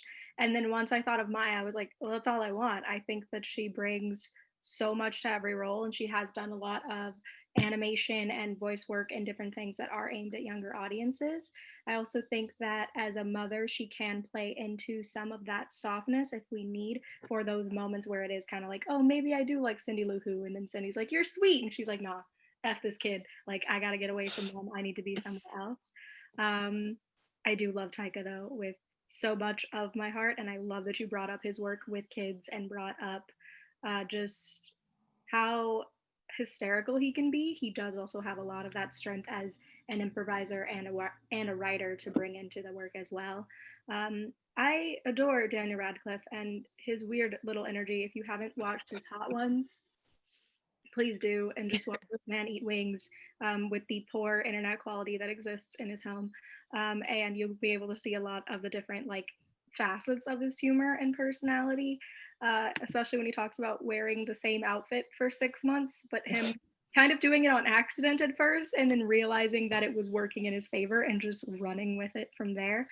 Though I do personally think that Maya's whole package also offers something really interesting, and we can, if we did want to gender bend the role as well, as opposed to just keeping it as it is, also a way to speak to kind of the vilification of women that don't conform to normal norms, and then being able to see that reverse as she kind of accepts in the possibilities and the hope within the holiday. If I may, at the end here, because I feel like we're all at the carnival and we're doing that water gun thing with the horse, and I just can't figure out how to get it in the circle. Because Taika and Maya are like great options. Just like going off. I think the Grinch and the way Jim Carrey played it and why it's so incredible was because of just like the raw weirdness. And I think and I think Maya and Taika are incredible, and they would do it really well. I think we would be pleasantly. I think if we put Daniel Radcliffe in this role, it's either going to be pretty good, or it's going to be the most incredible thing ever because of how they'll just let him loose to do whatever he wants, which it seemed like Jim Carrey got to do. So I think if you vote for Daniel Radcliffe, taking a big chance, and thanks. I mean, bringing up weirdness, I mean, I feel like that's kind of how Taika started off his career. He started off with very quirky, weird comedy like What We Do in the Shadows and Hunt for the Wilder People, and it was weird, but it worked. And now they're like, now that like he's hit it big in Hollywood with doing things like Thor Ragnarok and Jojo Rabbit, and he's become more of a household name with Hollywood, and studios are obviously trusting him with really big projects because he knows how to make a good product, whether he's writing, directing, or acting. I feel like his brand of weirdness would be a really great quality to have for the Grinch, who's just very off the walls, like weird and quirky, and it would be an interesting performance to see. Not to speak against myself in any way, shape, or form, because I love Maya Rudolph with my whole heart, but there is a lovely video that is Taika like trying to just like host a Ragnarok like viewing party on Instagram as his child just climbs across his face, and it is utterly hysterical. I do think, since we mentioned age for a few people, we should say that Daniel Radcliffe feels young compared to everybody else in the cast that is meant to be of an older generation. But then again, we have prosthetics, so like shrug, but it does feel like worth mentioning. No, I do agree with that as well. All right, so we made our arguments. I think that's our round. Great round, y'all. I think let's see. Let's start with George first. What are your opinions? Okay, so this is definitely a tough one. I mean, I wish I could see all three of these people play the Grinch because they're all so different. And like Jeremy, when I saw you put Daniel Radcliffe, I was like, what? But like you put up a very good argument. And like I love Daniel Radcliffe. I do think he might be too young, he might be too short. He would be kind of like the most maybe like unconventional choice here. I have seen the Harry Potter movies, but I'm not like a Harry Potter fanatic like some people are, like most of you guys are. So I want to see more of his weird roles, and he would be really interesting and weird as the Grinch. But I just feel like Maya Rudolph and Taika Waititi are just so funny, and I feel like they could kind of, I mean, obviously Daniel Radcliffe has carried movies because he's Harry Potter, but I feel like comedically, I'm not sure if he could carry the movie. And I feel like Maya Rudolph and Taika Waititi could. So it's really tough between the two of them. I do love Taika Waititi, and like I feel like Jessica mentioned with Jojo Rabbit, him playing this kind of like likable Hitler could definitely work well for him with playing the Grinch, where obviously we don't end up liking Hitler at the end of Jojo Rabbit. If anything, it's more like we like him at the beginning, and then at the end we're like, oh yeah, he's Hitler. You know, we don't like Hitler. But I love Taika Waititi. I'm kind of like a new fan of his. I haven't seen a lot of his early stuff.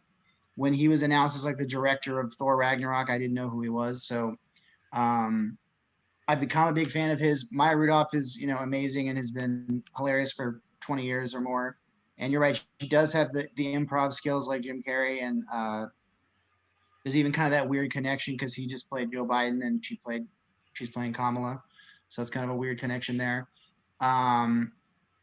It's a really tough call, but I think I'm going to go with Taika Waititi. When Jessica posted that, I was like, oh, that's amazing.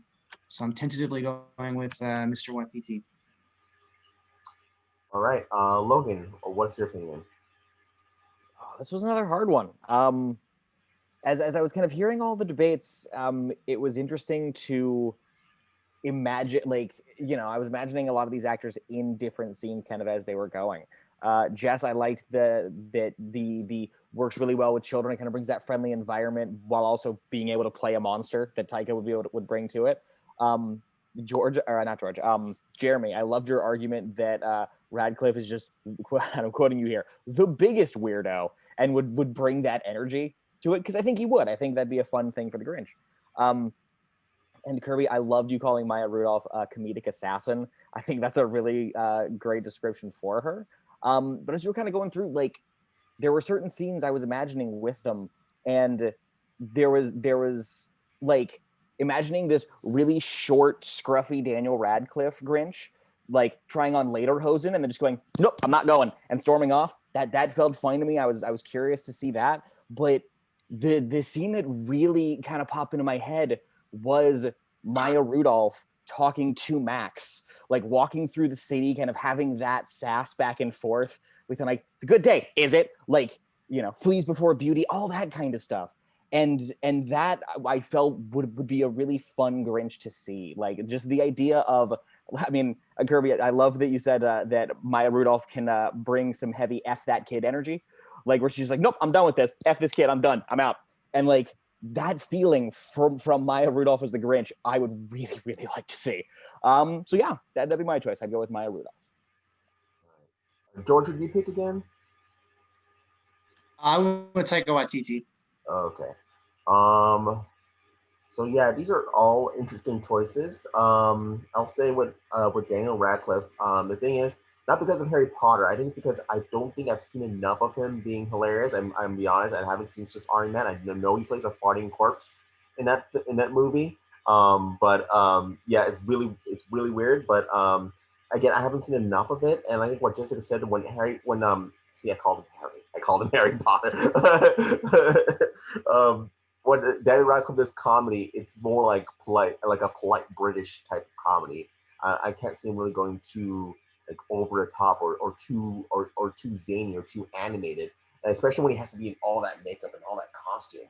I mean, Jim Carrey had to do like hours of meditation before he went into the makeup because it would just cause him so much stress. And so it's between Maya Rudolph and Taika Waititi, who I love these two people really, and I would love to see either of them in this role. But it's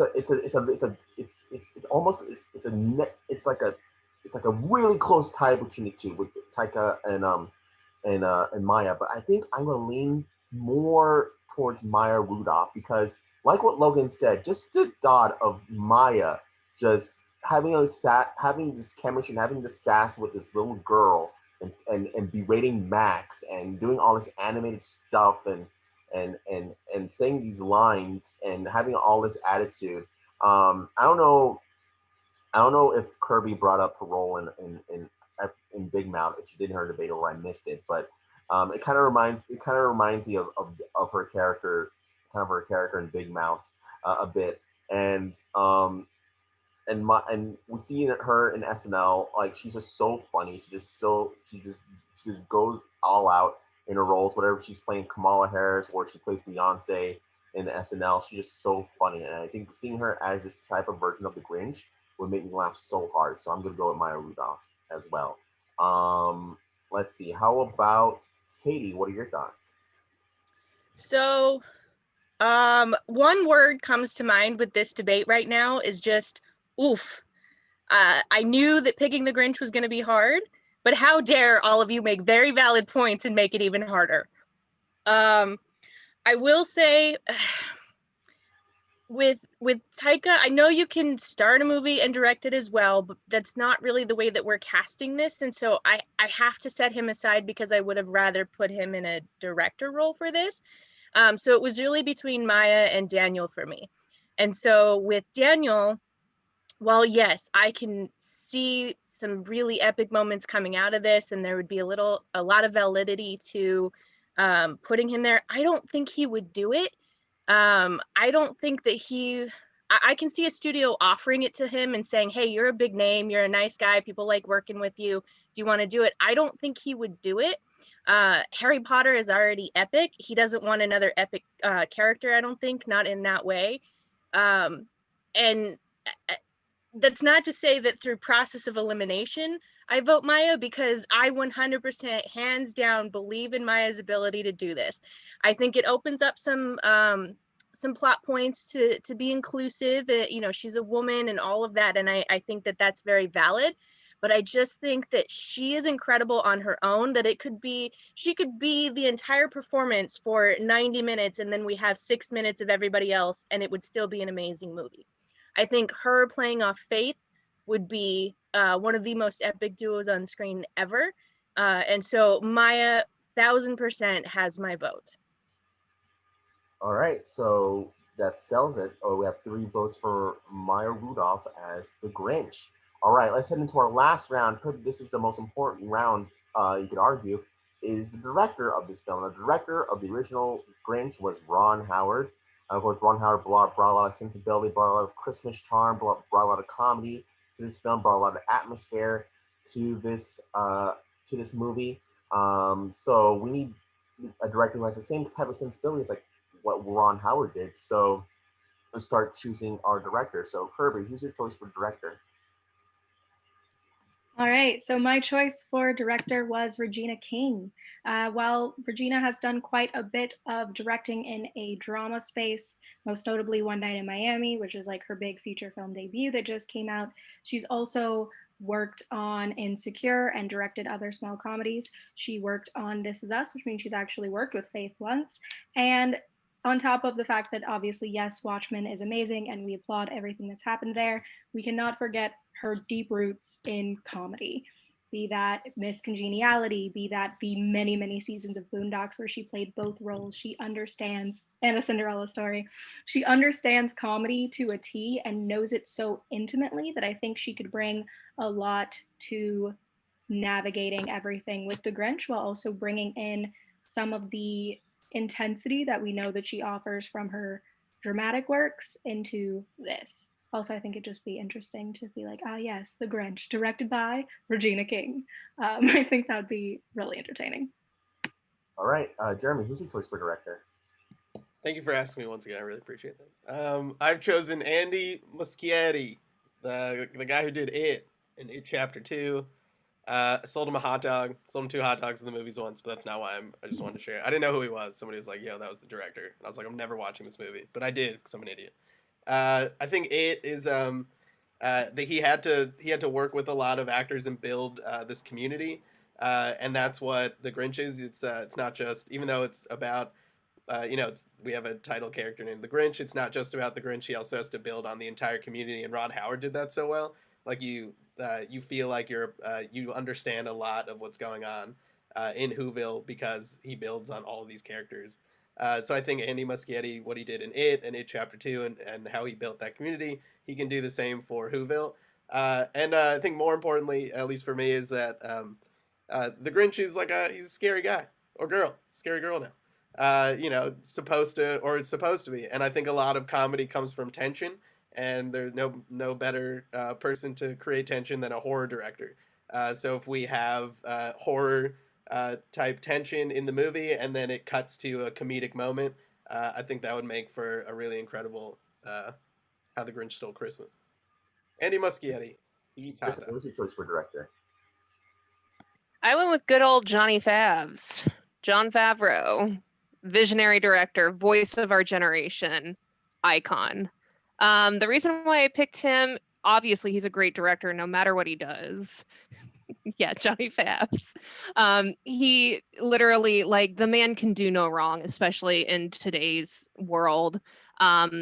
We've seen him give us some of our classics like Iron Man and The Mandalorian, and of course, the number one thing that I think really helps with this argument, Elf. He knows how to work with child actors. He knows how to tell a good Christmas story, and he knows how to kind of bring a whimsical childhood memory to life. He had a lot of source material for Elf. The world and the outfits were designed basically or inspired by the original Rudolph the Red-Nosed Reindeer claymation cartoons, and they looked amazing in real life. And I could really see him creating an amazing work of art with Seuss-based material, as well as being able to get really amazing performances, not just on the dramatic side, but also the comedic side of everybody that's involved in this film. So yeah, Jon Favreau. All right, debate your choices for the director. Jeremy, I am vaguely terrified about the fact that you chose a primarily horror director for The Grinch. Like, I just pulled up his IMDb. I'm very happy to see Lock and Key on there because that does at least like lend itself to a bit of like a younger audience. So I'm still very fascinated by someone who is so deeply entrenched in the horror world, taking everything for a spin here. I do want to say, you said that Johnny Favs could do no wrong. And while I do think he has done many great things, we will have to forever, appreciate him for what he's done with Mandalorian. I do want to draw attention to that moment in the live action Lion King where we had to watch that single hair for the circle of life just like grow and grow and go through all of these different seasons. And it took like 3 minutes max in screen time, but I swear to you, it felt like a year. So long as he doesn't make choices like that, I do support him. That was a very John Steinbeck choice that was made. I feel like he made up for it with The Mandalorian. He's like, yeah, The Lion King, my bad. I give you Baby Yoda. And then all was forgiven. Like, I did my best. I tried. Maybe we don't need that level of realism. We're going to go back to the puppets. We love them. No, I love Jon Favreau as a choice. I think that I wanted to bring up another thing about Regina King, and I'm trying to remember what it was. So I'm going to let y'all talk, and then I will see if I can remember what else I wanted to say. I will say, I gotta say, I don't know if I've watched any of Regina's directing work. So I love her as an actress. I think she's like one of the best actresses that we have in Hollywood today. But I don't know if I've watched, and if I have, maybe I just wasn't aware that I've watched her directing stuff. I also love Andy Muschietti. And the reason why I love him is because I love horror movies, and he does a really good job with horror movies. I kind of feel like if you had chosen somebody like David F. Sandberg, where it's like, yeah, he does like horror movies, but look, he also did Shazam. He works well with kids. He can do a fun movie too. With Andy, I usually go to his work because it's horrifying, and I like horrifying things. I feel with Jon Favreau, like all his great directing stuff, and the fact that he knows how to tell a great classic Christmas movie. Like, I watch Elf every single Christmas. It's like part of our zeitgeist of Christmas culture in America now. It spawned like a cartoon. There was going to be a musical, didn't work out, but it's all inspired from this great, fun, iconic story. And I think that he could just give that to something that's already a fun, iconic story, but being able to be told through the lens of Jon Favreau. That was part of my argument, what I was thinking when I thought of Andy Muschietti, was because Shazam and Aquaman did so well with horror directors. The movie was hilarious. Of course, like the comedy came from crude 12-year-old humor, but Grinch's humor is also pretty much based on just like these people. These aren't they're who's. But like a lot of the comedy came from just like everyday things that we do. It's just like somebody with like a weird upturned nose, and like a green person is a green hairy person is saying things like, what should I wear, or that's like things that we do. I think that's where the comedy came from. That's why I laugh so much, is because like here's somebody not in my universe who are saying things that I do in my universe. And so I think by taking a horror director um, who did so well with it, making it so funny, which is why I was able to sit through it, because I would have been too scared. I would have ran away. It was a mistake to watch it by myself, of course. I think that he would be able to do well, and I think it is, like I said before, creating the tension with horror and making the Grinch a little maybe scarier, making James Franco a little scarier, and then breaking the tension with comedy will really work. For Johnny Favs, I mean, wow, Chef, dang, Swingers, he didn't direct it, but still, he was in it, and that's good. I think Regina King, I guess we don't know. I mean, I think if you cast Leslie Odom Jr. in anything, you're already a good director. But I guess like obviously like incredible. I just spent 8 hours in one day watching Watchmen. So I think she's amazing. I guess I would prefer like a more well-known director, or somebody who's directed something so more thing. Well, I guess nope, that's not fair, because Andy Muschietti only directed like 7 things. All right, that was No, I think that's very fair, and I think that helps with John Favreau's case. So thank you, Jeremy. I think I'd love to see Johnny Favreau, How did the Grinch Stole Christmas, but I think it would also look exactly like look very similar to either Elf or Ron Howard, somewhere in there. And I think Andy Muschietti would give us a new look on it, and like a kind of like a, I guess it would be like taking a chance, like Daniel Radcliffe. I feel like with Andy, it would be almost like the twisted fairy tale version of How the Grinch Stole Christmas. Like I could see it being like we're doing a horror based or like a creepier version of the story. And if we're trying to kind of keep the same feel and make it more kid friendly and more Seussical-esque, I feel like Jon Favreau would be a good choice for that, because not only has he worked with kids, but he's also done a lot of projects that are geared not just for adults, but also for children. Such as his superhero projects, and they did get a little bit darker, like of course as the series went on, but he started out because it was a superhero movie that was supposed to be geared more towards like older kids and teens and young adults and stuff like that, and it grew into a huge franchise. What he's doing right now with the War Universe is another case of like kind of branching different age groups into something that everybody can enjoy. And yes, with doing Elf, there might be a worry that it might be too similar, but he's also shown, especially the more work he does, how much range he actually has and how different his projects can actually look, that I think that he would be very cognizant of the fact of making sure that this didn't feel like it was tying in with Elf. He would want to make it different. Jumping back in, I think that is all very well said, especially in defense of Jon Favreau. I think that in defense of Regina King, it is really important to mention that this is someone who isn't new to directing. She has directed on a bunch of different television shows, and her work with This Is Us was a Halloween episode that got to cover a lot of different emotions, especially for I think it was the 10-year-old versions of them, as well as all of the rest of the older cast. She also, being a voice actor on Boondocks, did such amazing work with this comedy that literally to this day people are still finding out that she played both characters. She's amazing at understanding what it is that builds a character, what it is that makes people distinct, and coming from the space that she is, working with so many different directors over the years, including like really bold, interesting people like Ryan Murphy and everyone else. She can bring everything that she's learned from these different directing styles into this, and also into communicating with the actors in a way that they can understand, and building on top of that in both comedic moments and dramatic moments. There's also a lot of success with actors turned directors, especially in comedic lanes, and especially with women actors turned directors like Olivia Wilde for Booksmart, one of my personal favorites of last year, Drew Barrymore with Whip It, and a bunch of others. Oh man, Olivia Wilde, that would have been a good choice.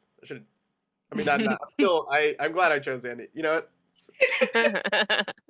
Not you being like, oh crap, I should have said Olivia Wilde. No, But- I'm still 100% behind the guy I gave a hot dog to that one. But kind of like backing off what Kirby said, I feel like that argument could also work for Jon Favreau, because Jon Favreau, yes, is a director, but he's also acted in several comedies with a lot of different comedic legends that I think would bring an interesting perspective to something like this as well. But they're all good choices in their own way. All right.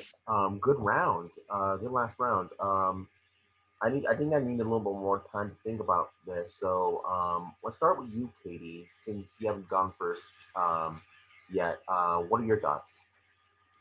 So I would love to see Regina King and my partner up for something. I just don't know that this would be the right project for that. Jessica, you hit the nail on the head with one word: elf.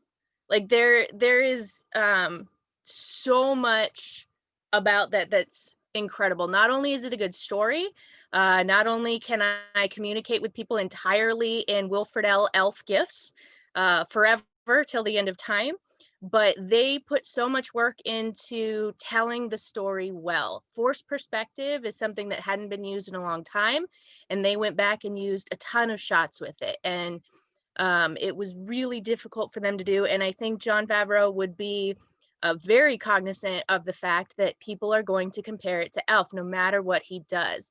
And so I think he would do a good job of still making it a good story all on its own without it having to be compared to Elf. So my vote is for Jon Favs.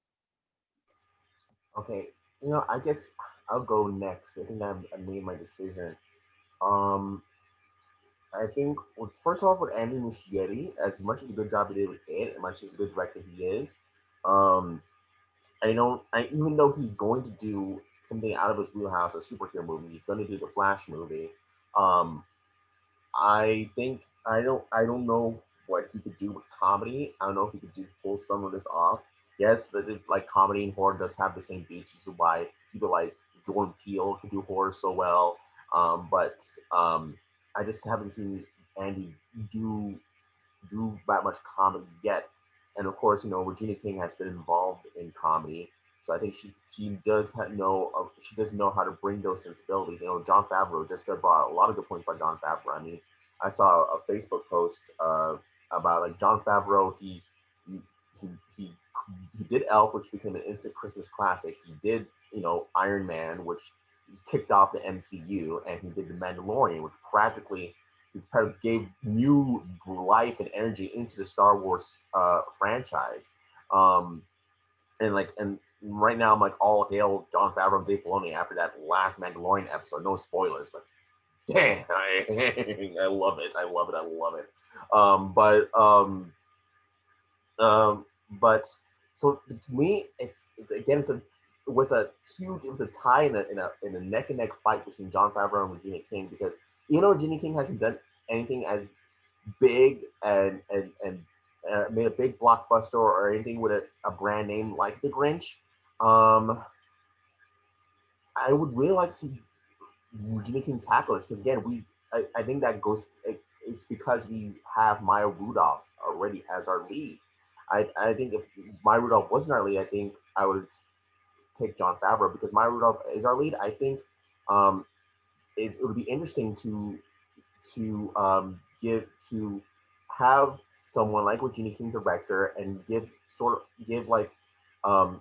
have like a Black woman's like perspective on this type of story.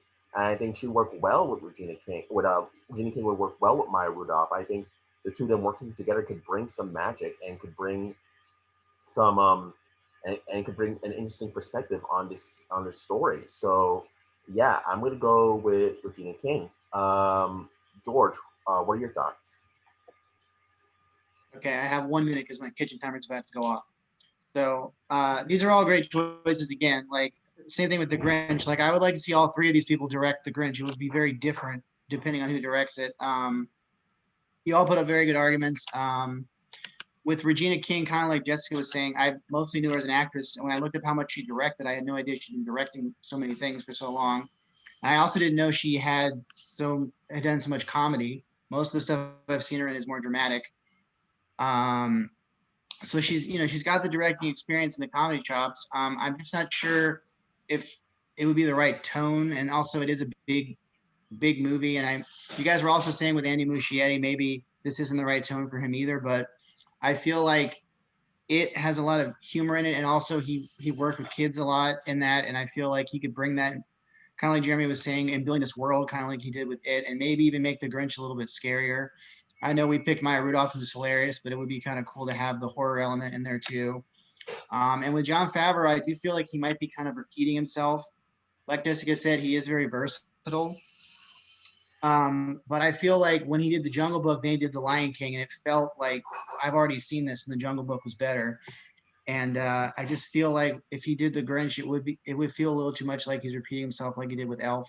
And he does have kind of that Ron Howard quality if we were going for more of the Ron Howard quality. But I feel like for me personally, I feel like Andy Muschietti would be a cool choice because he can direct this big world, and I think he would bring the humor to it, but also kind of the scariness and bring his sensibilities to it. Kind of like Jeremy said, kind of like picking James Wan to do Aquaman or picking David Samberg to do Shazam.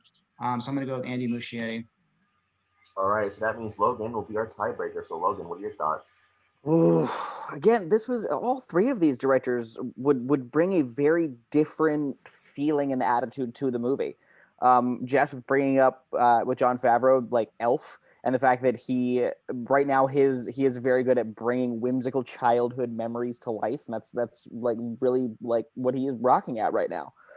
Jeremy, I like the argument with Andy that he builds a world well and kind of builds the feeling of that community, which would work really well for this because you would feel like the town of Whoville was very well lived in. I feel if he was doing it. And with Regina King, like I'm looking through her IMDb for her directing, and it's like I will admit I have not seen a lot of these, but I do know her from the acting background and know that she is heavier with comedy and kind of doing that. But honestly, with thinking through all these, I know there is the worry that he'd be a bit repeating, that it would be a little bit of that, but I don't know, like the attitude that Jon Favreau brought to something like Elf, I think is the kind of wholesome, slightly darker look at Christmas, because we kind of get that from Elf. We get this like, hey, it's happy Christmas, but everything is trying to bring that happy feeling down. So it would be like him doing the reverse Elf, which would be kind of fascinating to see.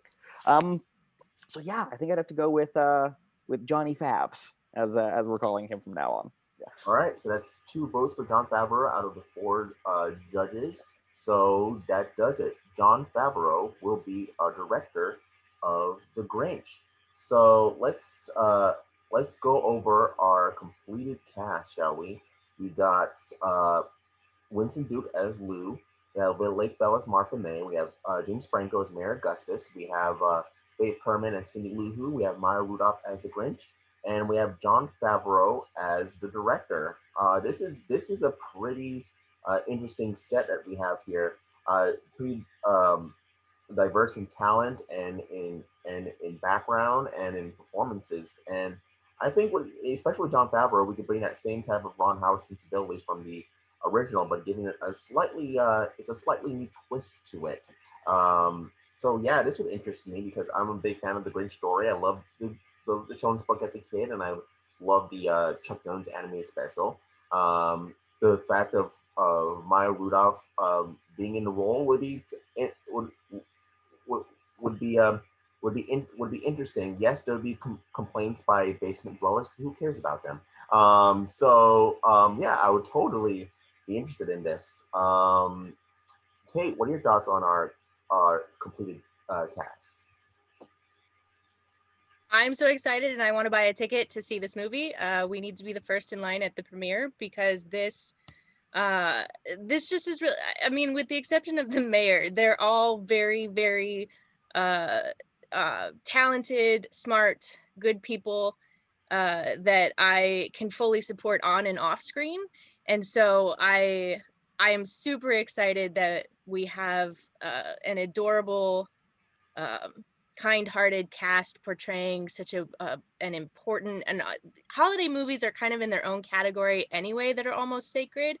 And then this story in particular is one of those that like I consider very sacred. So I think this is amazing, diverse in their backgrounds, you know, who's comedy, who's got more drama experience and all that, but still,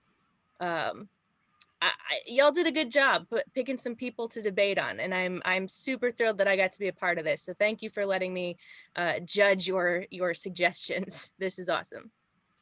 Jessica, what are your thoughts?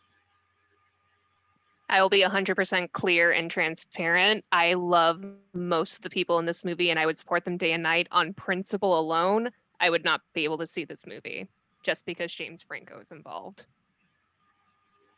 Oh, all right. and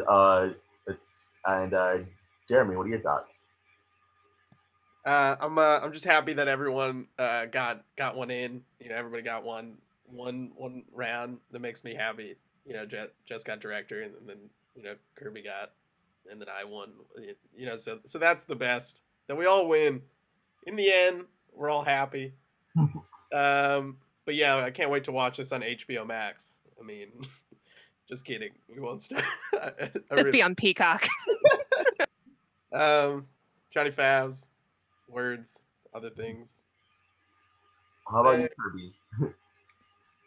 Is Johnny Favs not exclusively working with Disney? I feel like at the very least this is a streaming on Netflix kind of situation. I really appreciate it. I'm jazzed about a lot of the possibilities here, and I think that it'd be a very funny movie. And at the very least, like the conversation surrounding this movie would be amazing. How about Logan? What are your thoughts? Oh, I mean, this cast is this is an interesting mix of people. I like the feeling of Whoville that we kind of have built. Like this feels like a very well lived in community with the cast that we kind of have here. I love the feeling of Maya Rudolph in there as the Grinch. Like honestly, like that was the one bit of casting where I was like, we all know the Grinch is going to be a hard one, and just the idea of Maya Rudolph in that part, I was like, that is enough to pique my interest to have me there on opening day. Like, so just this movie sounds fun. Plain and simple. If I saw a poster for this with this cast on there, I'd be like, all right, I'll go see that movie. So yeah, I think this would be an interesting one to see. George, what are your thoughts? Yeah, I mean, this is an interesting lineup, and with Favreau as the director, I think him working with Maya Rudolph would be amazing because he's obviously proven that he can direct, you know, big comedy stars like Will Ferrell. So I think that would be really cool, and obviously he can bring the Christmasness because of Elf, and just you know the rest of the cast with some of the actors. You know, I don't know them very well, but I'd be very interested to like you know see their work and see how they would fit into this movie. And with James Franco, I will say that he is funny and he can play a smarmy mayor. So at least he has that going for him. So overall, I think, yeah, this is a cool lineup. And like Jeremy said, I like that everybody kind of got something in and it's kind of this cool hodgepodge of different ideas and it would be a really cool movie. All right. So one more time, let me run down our cast. You have Winston Duke as Lou. You have Lick Bell as Martha. James Franco as Mayor Augustus. Faith Herman as Cindy Lou Who. Maya Rudolph as the Grinch, and Jon Favreau as our director. Well, that is our episode of Past the Future. Thank you all for watching. I want to thank my panel. I want to thank Jessica, Jeremy, Kirby, Logan, and George, and Cate for taking part in today's episode. Come back next week's episode. We're going to do a movie that some people say is not a Christmas movie, but we all know it's a Christmas movie. It's Die Hard, people. We're going to talk Die Hard next week. Bruce Willis action classic, my favorite action movie of all time. And next week I will be a debater for this one on next time. So check that out. But until then, have a nice rest of your week and have a Merry Christmas. Bye bye, and a Happy New Year.